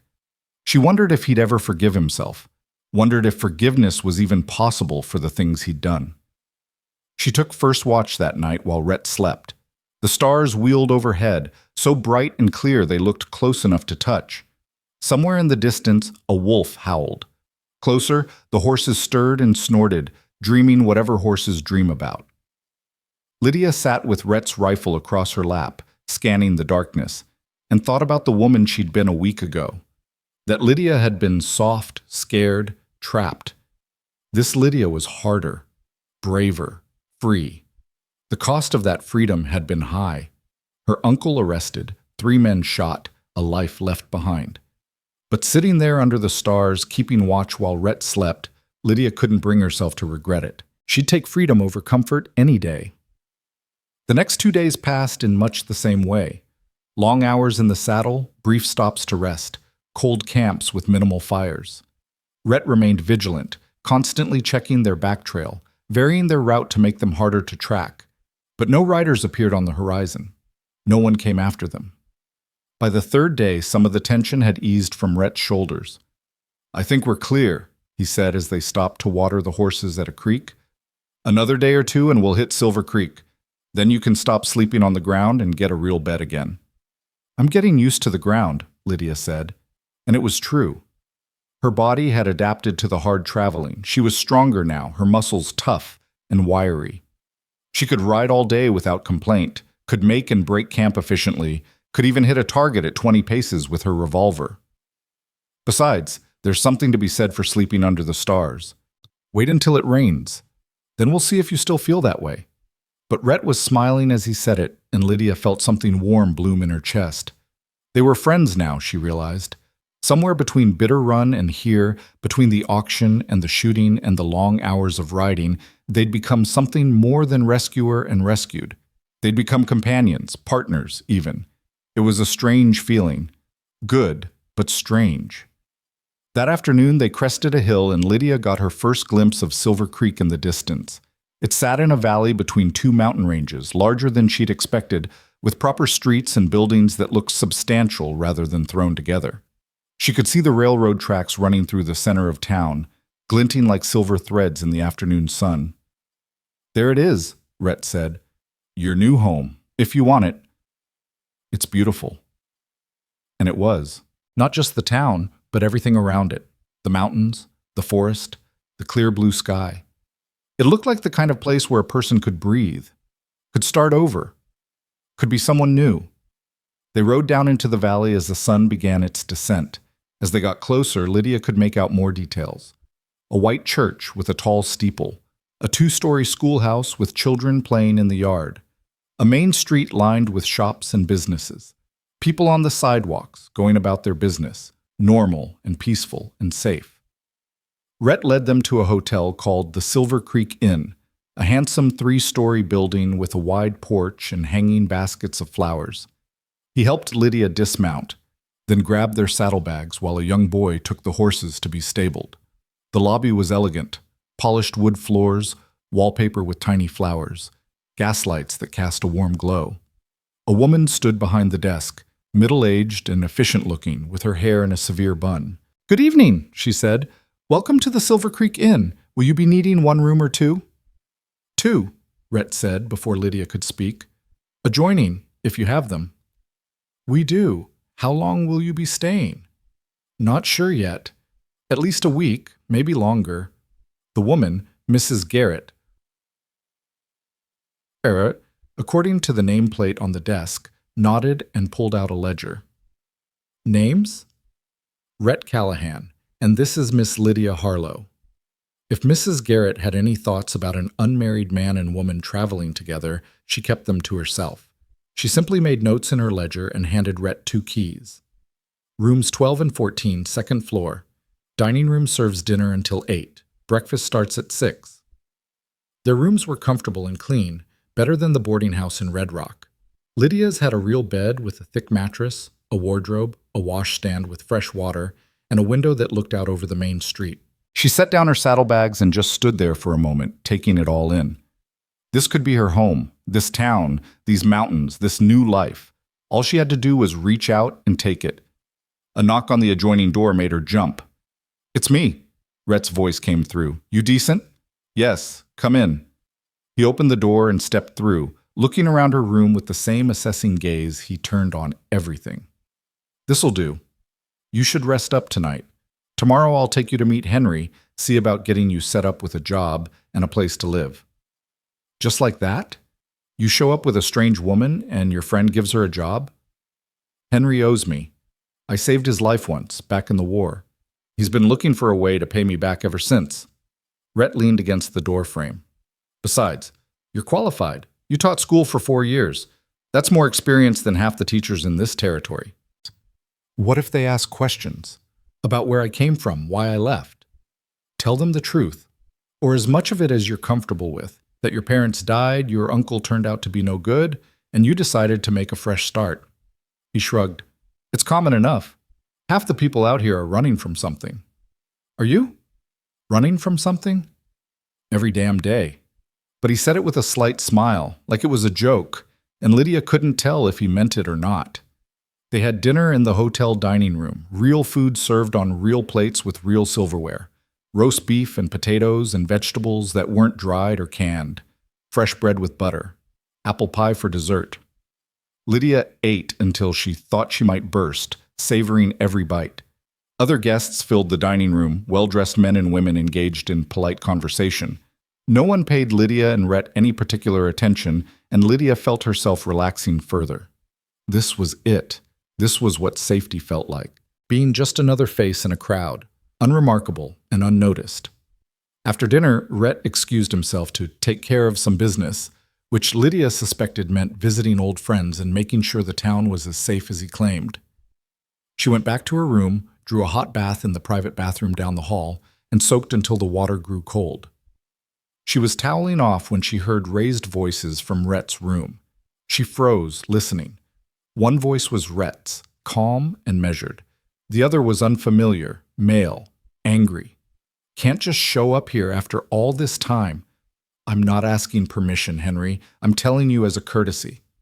"A courtesy? You bring a woman here, no warning, no explanation, and you call it a courtesy?" "She needs help. I'm helping her. That's all you need to know." "The hell it is. Do you have any idea what kind of trouble could follow you? What you might be bringing down on this town?" Lydia's stomach clenched. This must be Henry Blackwood, Rhett's friend from the army, and he didn't sound happy about her presence. "Any trouble that comes will be dealt with," Rhett said, his voice hardening. "By me. The town won't be touched. You can't promise that, and you know it. Men like you, Rhett, you're magnets for violence. Always have been." "Then maybe you should have thought of that before you asked me to come here in the first place." Silence. Then Henry spoke again, quieter now. "What's she to you?" This woman? Someone who deserves better than what she got. Someone who needs a chance to start over. A pause. Someone who reminds me of Sarah. Another long silence. Then, damn you, Rhett.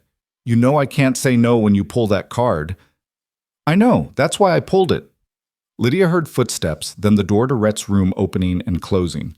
She stood frozen in her towel, water dripping onto the floor, her mind racing. Rhett had argued for her, had invoked his dead sister's memory to convince his friend to help. And she hadn't even been in the room. She dressed quickly and was sitting on her bed, pretending to read the newspaper she'd picked up in the lobby, when Rhett knocked on the adjoining door. "Come in," she called. He looked tired when he entered, older somehow. "I talked to Henry. He'll meet with you tomorrow at the bank. There's a teaching position opening up in a few weeks. One of their teachers is moving back east. The job is yours if you want it." "I heard you arguing." Rhett's expression didn't change. Thin walls. "He doesn't want me here.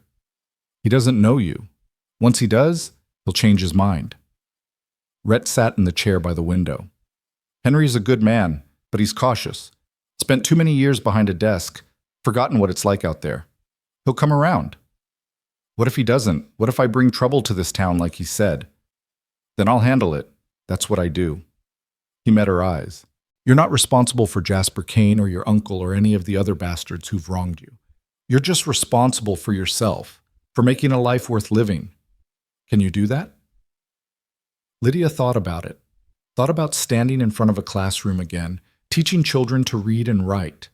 Thought about having a home, a job, a purpose. Thought about being Lydia Harlow, schoolteacher, instead of Lydia Harlow, woman who was sold at auction. "Yes," she said, "I think I can." "Good." Rhett stood. "Get some sleep. Tomorrow's a big day." But after he left, Lydia lay awake for a long time, staring at the ceiling, listening to the sounds of the town settling into sleep. Somewhere down the street, a piano played. Closer, someone laughed. Normal sounds. Peaceful sounds.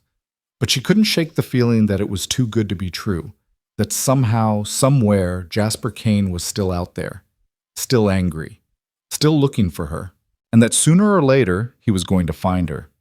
Morning brought a knock on her door, and a note slipped underneath. Lydia picked it up and unfolded it, recognizing Rhett's angular handwriting immediately. "Meeting with Henry at 10, breakfast at 8, wear something respectable. R." She smiled despite herself. Even his notes were blunt and to the point. She dressed carefully, choosing the nicest of the dresses Mrs. Morrison had given her, a dark green cotton with a high collar and long sleeves. She pinned her hair up in a proper bun and studied herself in the mirror. She looked like a schoolteacher, respectable, employable. She looked like someone who'd never stood on an auction block while men bid on her like livestock. Good. Rhett was waiting in the lobby when she came downstairs, dressed in a clean shirt and vest, his gun conspicuously absent from his hip. But Lydia knew him well enough by now to know he was still armed, probably a small pistol tucked into his boot or a derringer in his pocket. Men like Rhett Callahan didn't go anywhere unarmed. "You look nice," he said. "You look different without your gun showing." "That's the idea. Henry's nervous enough without me looking like I'm ready to start a war." He offered her his arm. "Shall we?" The bank was a solid brick building on Main Street, 2 stories tall with Silver Creek Bank and Trust painted in gold letters on the window. Rhett held the door for Lydia, and they stepped into a world of polished wood and hushed voices. A clerk directed them to an office in the back. The door was open, and Lydia could see a man sitting behind a large desk, studying papers through wire-rimmed spectacles. He looked up as they approached and stood, smoothing down his vest. Henry Blackwood was nothing like Lydia had expected. She'd pictured someone hard, like Rhett, someone shaped by violence and survival. Instead, Henry was soft-looking, almost gentle, with thinning brown hair and kind eyes. He looked more like a schoolmaster than a banker, let alone a soldier.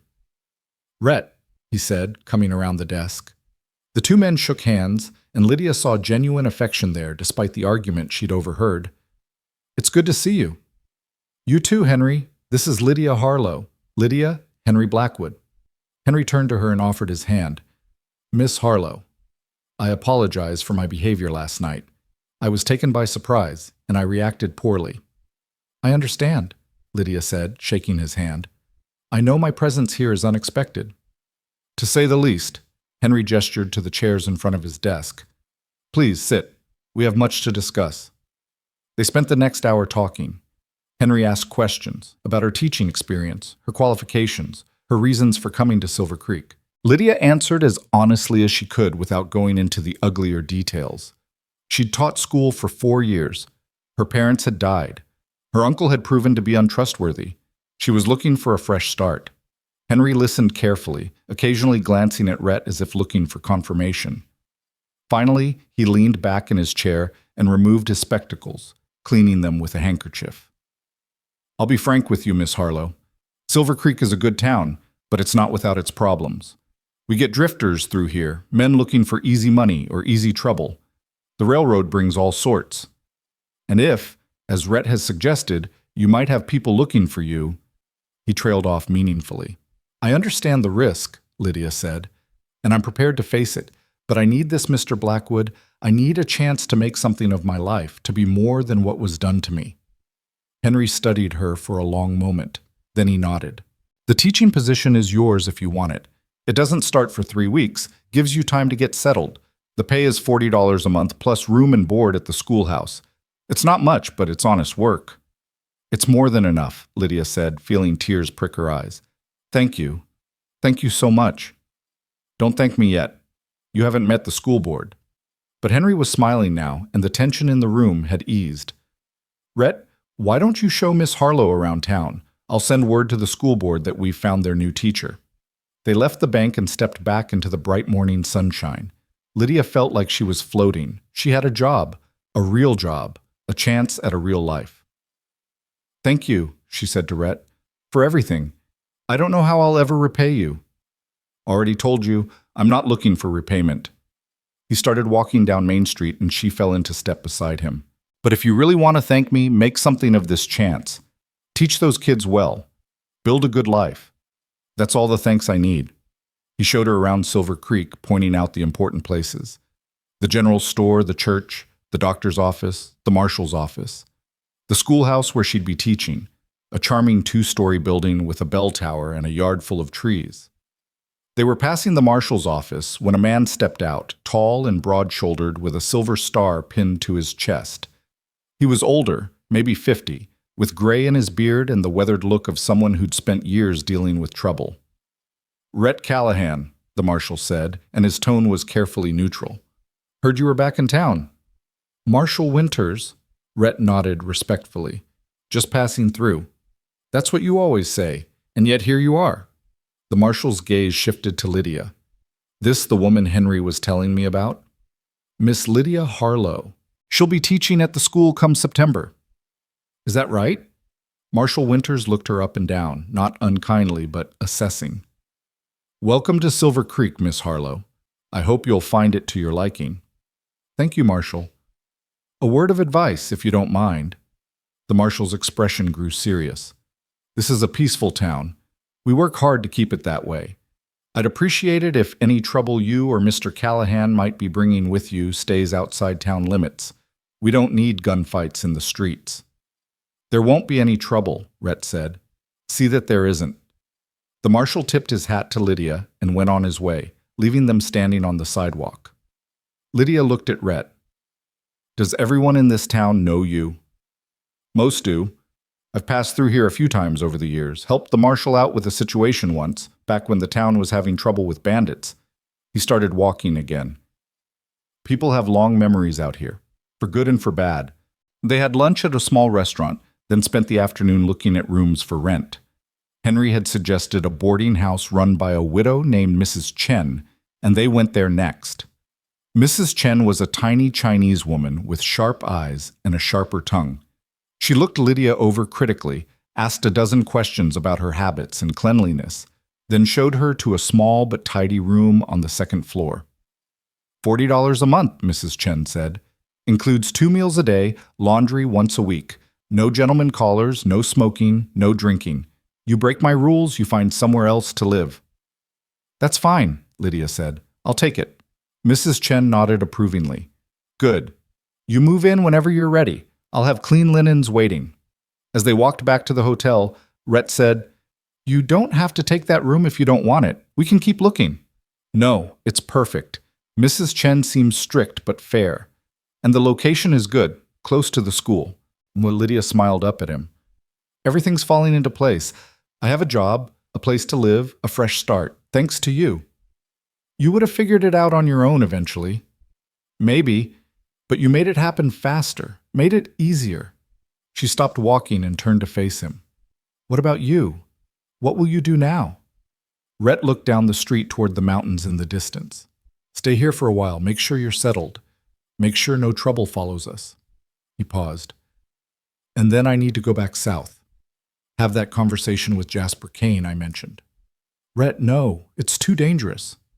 More dangerous to let him think he can get away with what he tried to do. Men like Kane, they need to understand there are consequences, that you can't just buy and sell people without someone coming to make you pay. But you could be killed. Could be. He started walking again. But I won't be. I'm good at what I do, Lydia. Better than Kane or any of his men. Trust me on that. She wanted to argue, to beg him not to go, to stay here in Silver Creek where it was safe, but she knew it wouldn't do any good. Rhett Callahan had made up his mind, and nothing she said would change it. All she could do was hope he survived. That evening, they had dinner together one last time at the hotel. Tomorrow, Lydia would move to Mrs. Chen's boarding house and begin her new life.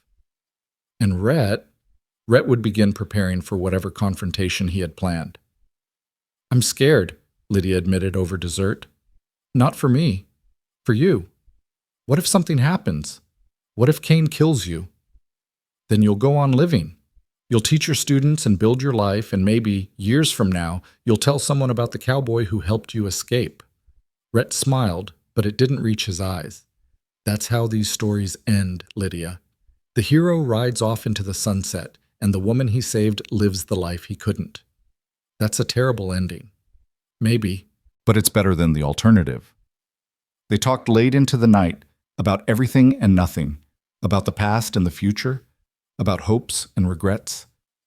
And when they finally said goodnight and returned to their separate rooms, Lydia found herself crying for the first time since the auction. Not for herself. For Rhett. For the good man who carried so much pain and guilt that he couldn't see his own worth.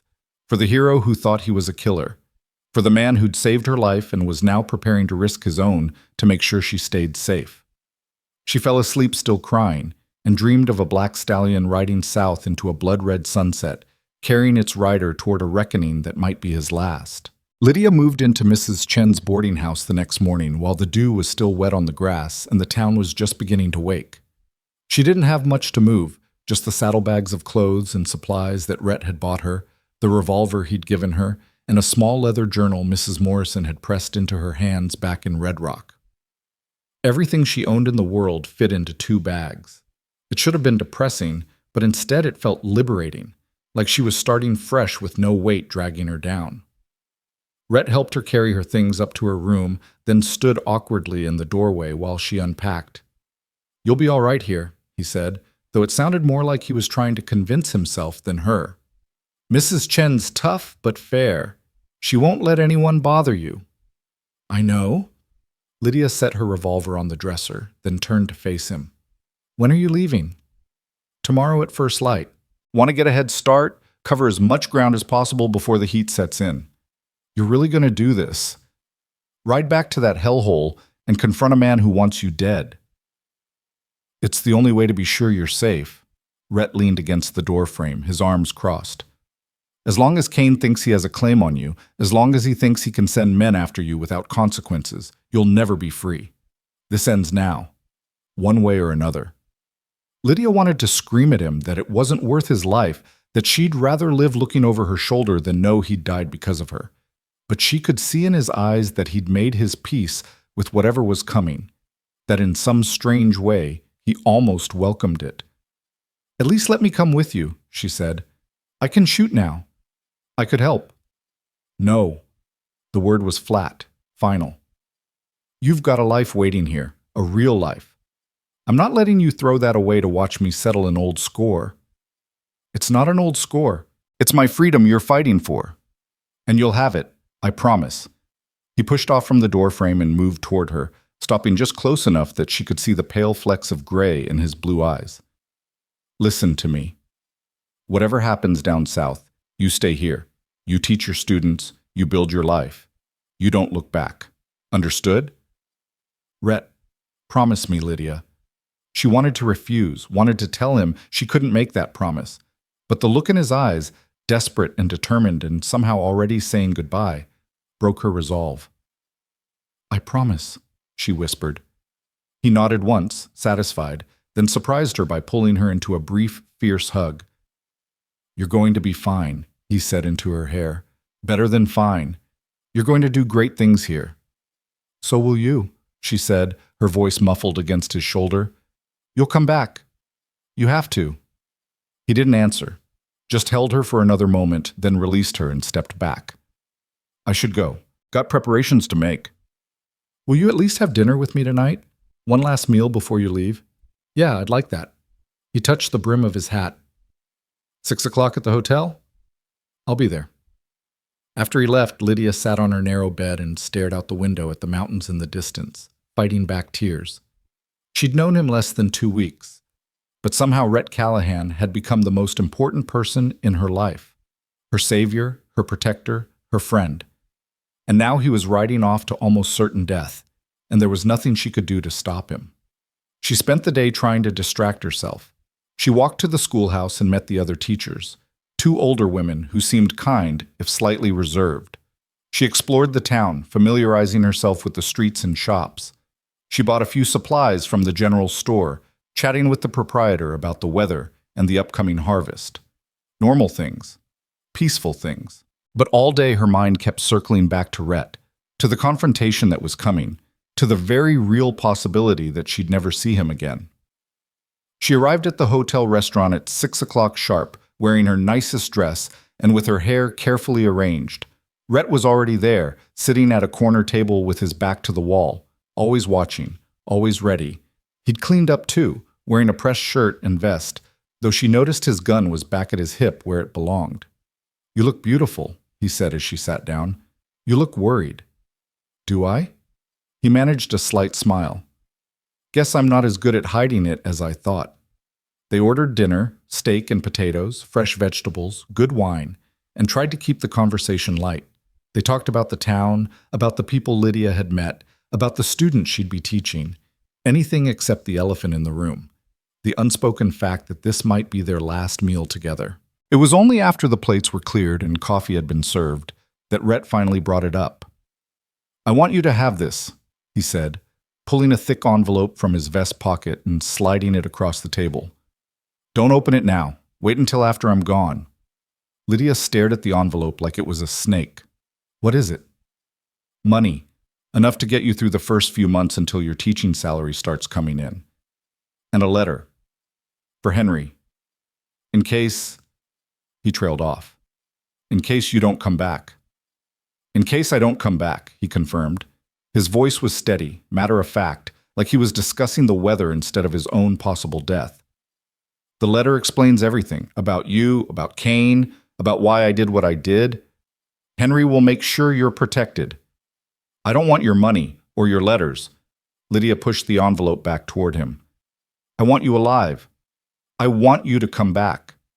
I know, and I'm going to try, but I'd be a fool not to prepare for the alternative. He pushed the envelope back. Take it, please, for my peace of mind. Lydia took the envelope with trembling hands and tucked it into her handbag. You're a good man, Rhett Callahan. Don't let anyone tell you different. I've been a lot of things, good and bad. But helping you? He looked down at his coffee cup. That might be the best thing I've ever done. They talked for another hour, neither wanting the evening to end. Rhett told her stories about his travels, about the strange places he'd been, and the interesting people he'd met. Lydia told him about her dreams for the schoolhouse, the lessons she wanted to teach, the difference she hoped to make in her students' lives. Finally, when the restaurant was closing and the staff was giving them pointed looks, they stood to leave. Outside, the night air was cool and sweet, carrying the scent of pine from the mountains. "Walk with me?" Rhett asked. They walked through the quiet streets of Silver Creek, past darkened shops and houses with glowing windows. Neither spoke. There was too much to say, and no words adequate to say it. When they reached Mrs. Chen's boarding house, Rhett stopped at the gate. "This is goodbye, then." "For now," Lydia insisted. "Not forever, just for now." "For now," he agreed, though they both knew he was just humoring her. Lydia threw her arms around him, not caring what anyone might think, not caring about propriety or reputation. She held him tight, trying to memorize the feel of him, the solid warmth, the steady heartbeat, the strength that had kept her safe when the world had tried to destroy her. "Thank you," she whispered, "for everything, for saving me, for believing in me, for showing me I could be more than what was done to me. You were always more." His arms tightened around her. "I just helped you see it." They stood like that for a long moment, two people who'd found each other in the darkness and had somehow managed to become each other's light. Then Rhett gently disentangled himself and stepped back. "Be good, Lydia Harlow," he said softly. "Be happy. That's all I ask." "Come back to me," she said. "That's all I ask." He touched the brim of his hat one last time, gave her that slight smile that never quite reached his eyes, and walked away into the night. Lydia stood at the gate watching until he disappeared around a corner, then stood there a while longer, as if by staying she could somehow keep him safe. Finally, as the church bell tolled midnight, she went inside. But she didn't sleep. She lay awake all night, staring at the ceiling, listening to the sounds of the boarding house settling, and praying to a God she wasn't sure she believed in any more that Rhett Callahan would survive what was coming. 3 weeks passed. Long, agonizing weeks, where every day Lydia woke up hoping for news, and every night she went to bed with none. She threw herself into preparing for the school term, organizing her classroom, planning lessons, meeting with parents. She kept busy from dawn to dusk, exhausting herself so thoroughly that when she finally collapsed into bed, she was too tired to lie awake worrying. But the worry was always there, lurking at the edges of her consciousness. Every time she heard hoofbeats, her heart would leap, thinking it might be Rhett returning. Every time someone mentioned a stranger in town, she'd wonder if it was one of Kane's men come to finish what they'd started. Henry Blackwood checked on her regularly, stopping by the school or the boarding house to make sure she was settling in all right. He never mentioned Rhett directly, but she could see the concern in his eyes, the unspoken questions. He was worried too. Marshal Winters also made a point of introducing himself properly, assuring her that he'd keep an eye out for any trouble. "Rhett asked me to look after you," he admitted, before he left. "Said if anything happened to him, I was to make sure you stayed safe." "Did he say where he was going?" "No, but I can guess." The marshal's expression was grim. "And if I'm right, he's walking into a hornet's nest with nothing but his gun and his stubbornness to protect him." On the first day of the school term, Lydia stood in front of her classroom and looked at the 23 faces staring back at her. Children ranging from 6 to 14, farm kids and town kids, some eager to learn, and others clearly wishing they were anywhere else. She thought about the last time she'd stood in front of a classroom, back in the schoolhouse north of Bitter Run. That Lydia had been different, softer, more naive, still believing the world was fundamentally fair and just. This Lydia knew better. This Lydia had been sold at auction and rescued by a gunfighter, had learned to shoot and ride and survive, had watched men bleed and hadn't looked away. But this Lydia also had hope, had a second chance, had a future that was hers to shape. "Good morning," she said to her students. "My name is Miss Harlow, and I'm going to be your teacher this year. We're going to learn a lot together, about reading and writing and arithmetic, yes, but also about being brave, about standing up for what's right, about never letting anyone tell you that you're less than you are." She saw understanding flicker in some of their eyes. These were frontier children. They knew about hardship and survival. They knew that life wasn't fair. Maybe she could teach them that it was worth fighting for anyway. The days turned into weeks, and still no word from Rhett. Lydia began to accept that he might not be coming back, that somewhere south of here in a dusty town or a mining camp or the middle of nowhere, Rhett Callahan had met his end. She grieved for him quietly in the privacy of her room at night, But during the day, she taught her students and built her life and tried to honor the gift he'd given her by living well. It was late September when everything changed. Lydia was walking home from school one afternoon, her arms full of papers to grade, when she noticed a commotion near the marshal's office. A crowd had gathered, people talking in excited, hushed voices. Her heart started to pound. She quickened her pace, papers fluttering in her wake. "What's happened?" she asked Mrs. Chen, who was standing at the edge of the crowd. "Someone rode in about an hour ago," the landlady said. "Man on a black horse, half dead from the looks of him. Marshall took him into the doctor's office." Lydia dropped her papers and ran. She shoved through the crowd, ignoring the protests, and burst into Doc Hamilton's office without knocking. The doctor looked up from where he was working, startled. "Miss Harlow, you can't just—" But Lydia wasn't listening. Her eyes had found the man lying on the examination table, and her breath caught in her throat. Rhett. He was alive, but barely. His shirt was torn and bloody, his face was battered and bruised, and he looked like he'd been through hell and barely crawled out the other side. But his eyes were open, and when he saw her, he managed the faintest shadow of a smile. "Hey," he said, his voice rough as gravel. "Told you I'd come back." Lydia burst into tears. She didn't mean to, had promised herself she'd be strong, but seeing him like this, alive, damaged but alive, broke something loose inside her. She rushed to the table and took his hand, barely aware of Doc Hamilton trying to shoo her away. "What happened?" she demanded. "What did he do to you?" "Kane and I had our conversation," Rhett said. Each word seemed to cost him. "It didn't go quite the way I planned." "Miss Harlow, I really must insist—" Doc Hamilton started. "I'm not leaving," Lydia said flatly, "so you might as well let me stay." The doctor looked at Marshal Winters, who'd appeared in the doorway. The marshal just shrugged. "Might as well let her stay, Doc. Stubborn runs in their family, apparently." So Lydia stayed, holding Rhett's hand while Doc Hamilton cleaned and bandaged his wounds. There were so many: bullet grazes, knife cuts, bruises that suggested he'd been beaten severely. But nothing fatal, nothing that wouldn't heal with time. "You're lucky," the doctor said as he worked. "Another inch to the left on that bullet wound and it would have hit something vital. Another day without treatment and infection would have set in." "I'm not lucky," Rhett said. "I'm just stubborn." It was only after Doc Hamilton had finished and left them alone, with strict instructions that Rhett was to rest and not exert himself, that Lydia finally asked the question that had been burning in her chest. "Is it over? Is Kane dead?" "No." Rhett closed his eyes. "But he's ruined. I made sure of that." "What do you mean?" "I rode to his mine, found evidence of what he'd been doing there, not just illegal labor, but worse. Much worse. I took that evidence to the territorial marshal, along with testimony from some of the workers I freed." He opened his eyes and looked at her. "Kane's been arrested. He's going to hang for what he did. It's over, Lydia. He can't hurt you anymore." "But he hurt you." "He tried. He and about a dozen of his men. I'm not going to lie, there were moments when I thought I wasn't going to make it out." He squeezed her hand weakly. "But I thought about you, about the life you were building here. And I decided I'd be damned if I let Kane win. So I fought my way out." "You almost died." "Almost only counts in horseshoes and hand grenades." But his smile faded. "I'm sorry, Lydia. Sorry I was gone so long. Sorry I worried you. Sorry I came back looking like something the cat dragged in." "You came back," she said fiercely. "That's all that matters. You came back."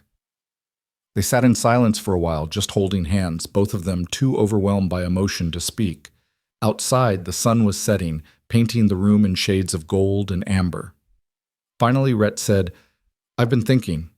During all those long days riding back here, wondering if I'd make it, I've been thinking about what comes next." "What do you mean?" "I mean, I'm tired, Lydia. Tired of running, tired of fighting, tired of being alone. I've spent the last year trying to figure out who I am when I'm not hunting men or settling scores. And I think," he paused, choosing his words carefully, "I think maybe I'm ready to find out." "What are you saying?" "I'm saying I'd like to stay here, in Silver Creek, if you'll have me." He met her eyes. "Not as your protector or your savior or any of that. Just as your friend. Maybe, in time, as something more. But only if that's what you want." Lydia felt tears spill down her cheeks again, but this time they were tears of joy. You want to stay? Here? With me? If you'll have me, he repeated. I know I'm not much, I've got blood on my hands and ghosts in my past, but I'm willing to try to be better, to be the kind of man who deserves a woman like you. You already are that man, Lydia said.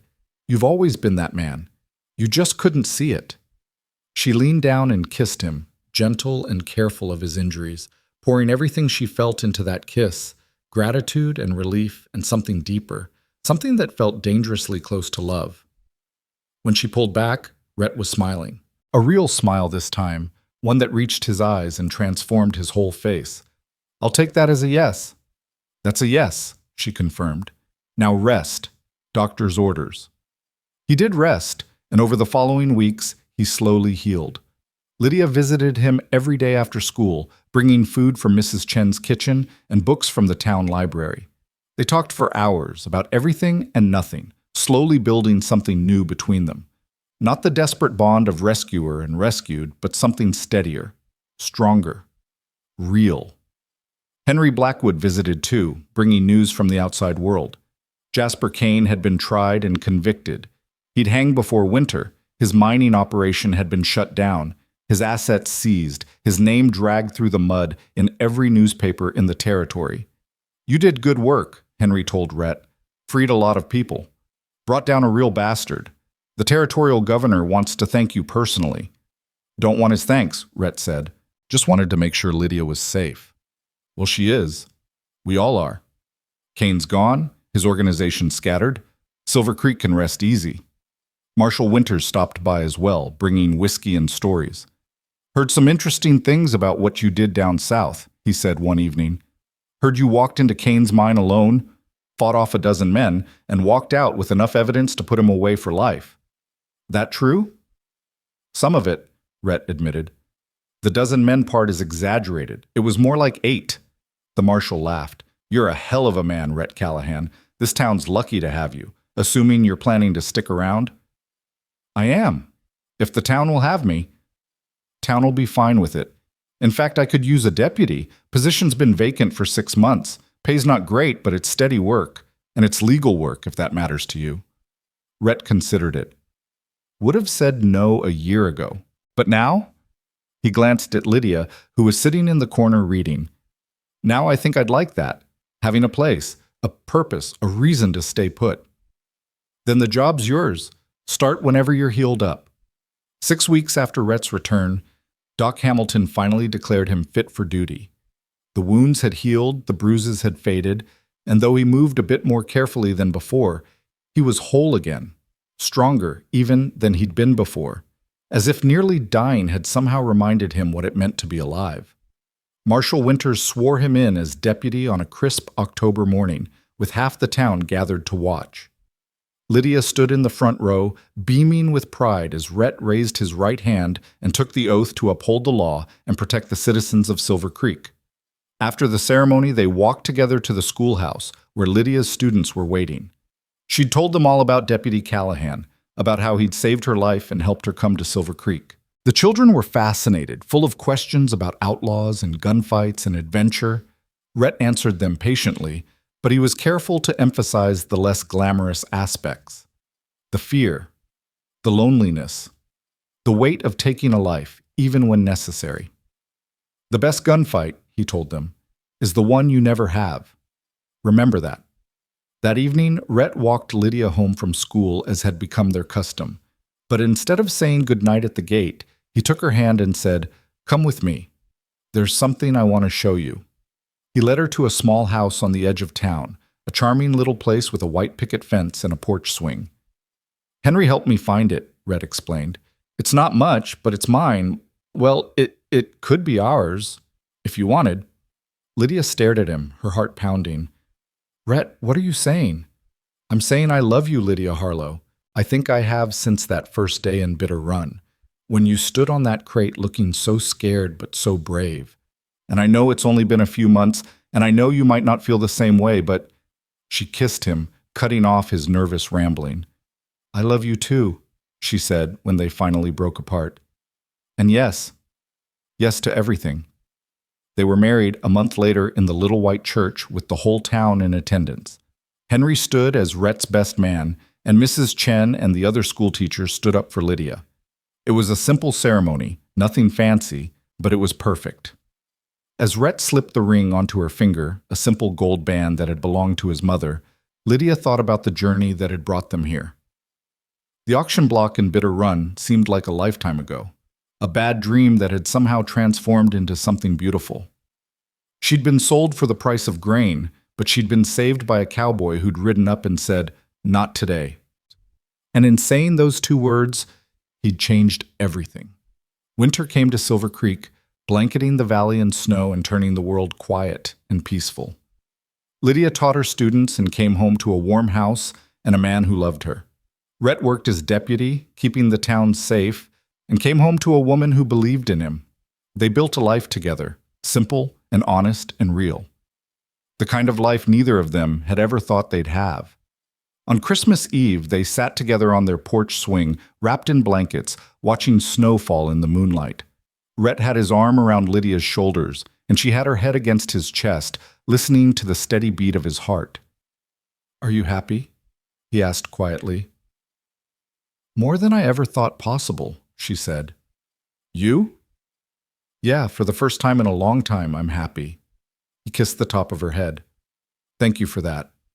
For giving me a reason to stop running. Thank you for finding me, for saving me." "You saved yourself," Rhett said. "I just gave you a ride." They sat in comfortable silence, watching the snow and thinking their own thoughts. Lydia thought about the woman she'd been, scared and trapped and convinced she had no value, and about the woman she'd become, strong and free and loved. She thought about Rhett, too. About the man who'd spent years punishing himself for failing to save his sister, who'd finally found a way to forgive himself by helping someone else. They'd both been broken in their own ways, but somehow they'd found each other. And in finding each other, they'd found a way to be whole again. Spring came, then summer, and Lydia discovered she was pregnant. The news filled them both with a mixture of joy and terror.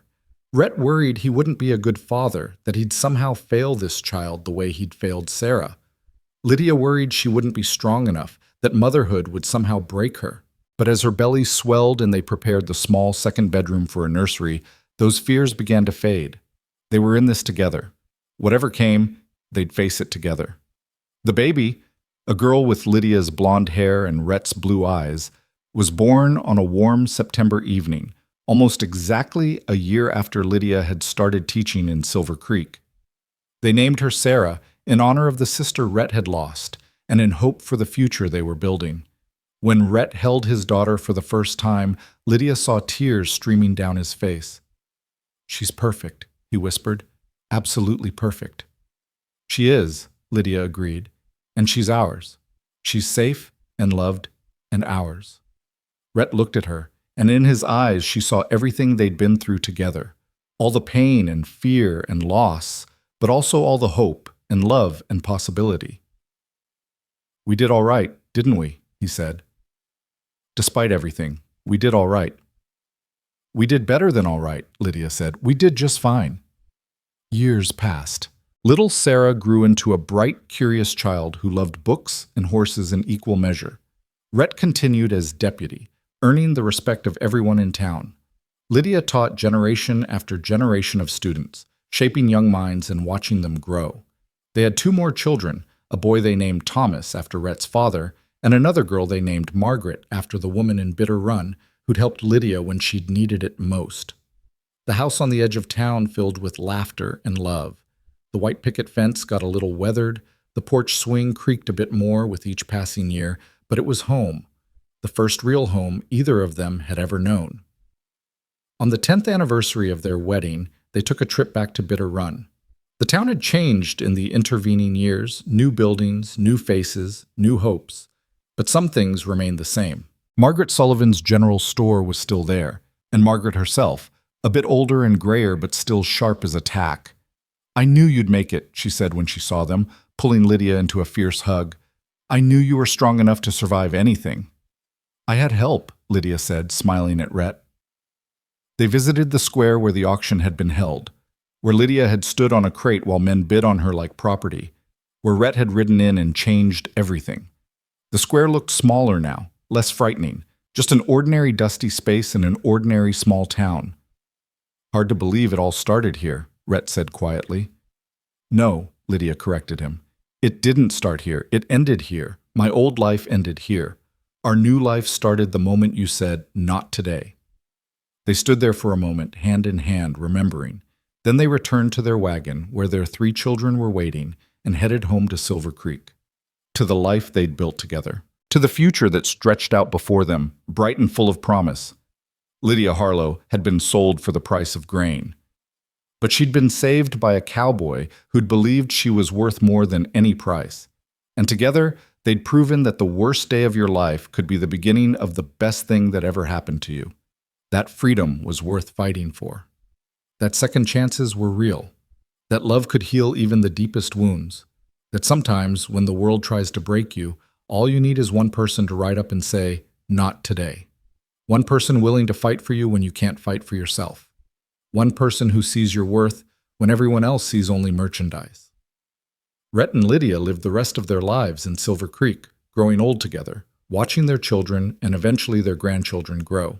And when people asked them how they'd met, which they often did, because theirs was a love that radiated warmth and inspired envy, they'd exchange a look that spoke of secrets shared and dangers survived. He saved my life, Lydia would say. She saved mine, Rhett would counter, and they'd both be right. Because in the end, that's what love does. It saves you. Not from the world necessarily, but from the loneliness of facing it alone. It gives you a reason to be brave, a reason to hope, a reason to believe that tomorrow might be better than today. They'd both been broken when they met, but together they'd become whole. And that, Lydia often thought on warm summer evenings as she sat on her porch swing watching the sunset with Rhett beside her, was the greatest miracle of all.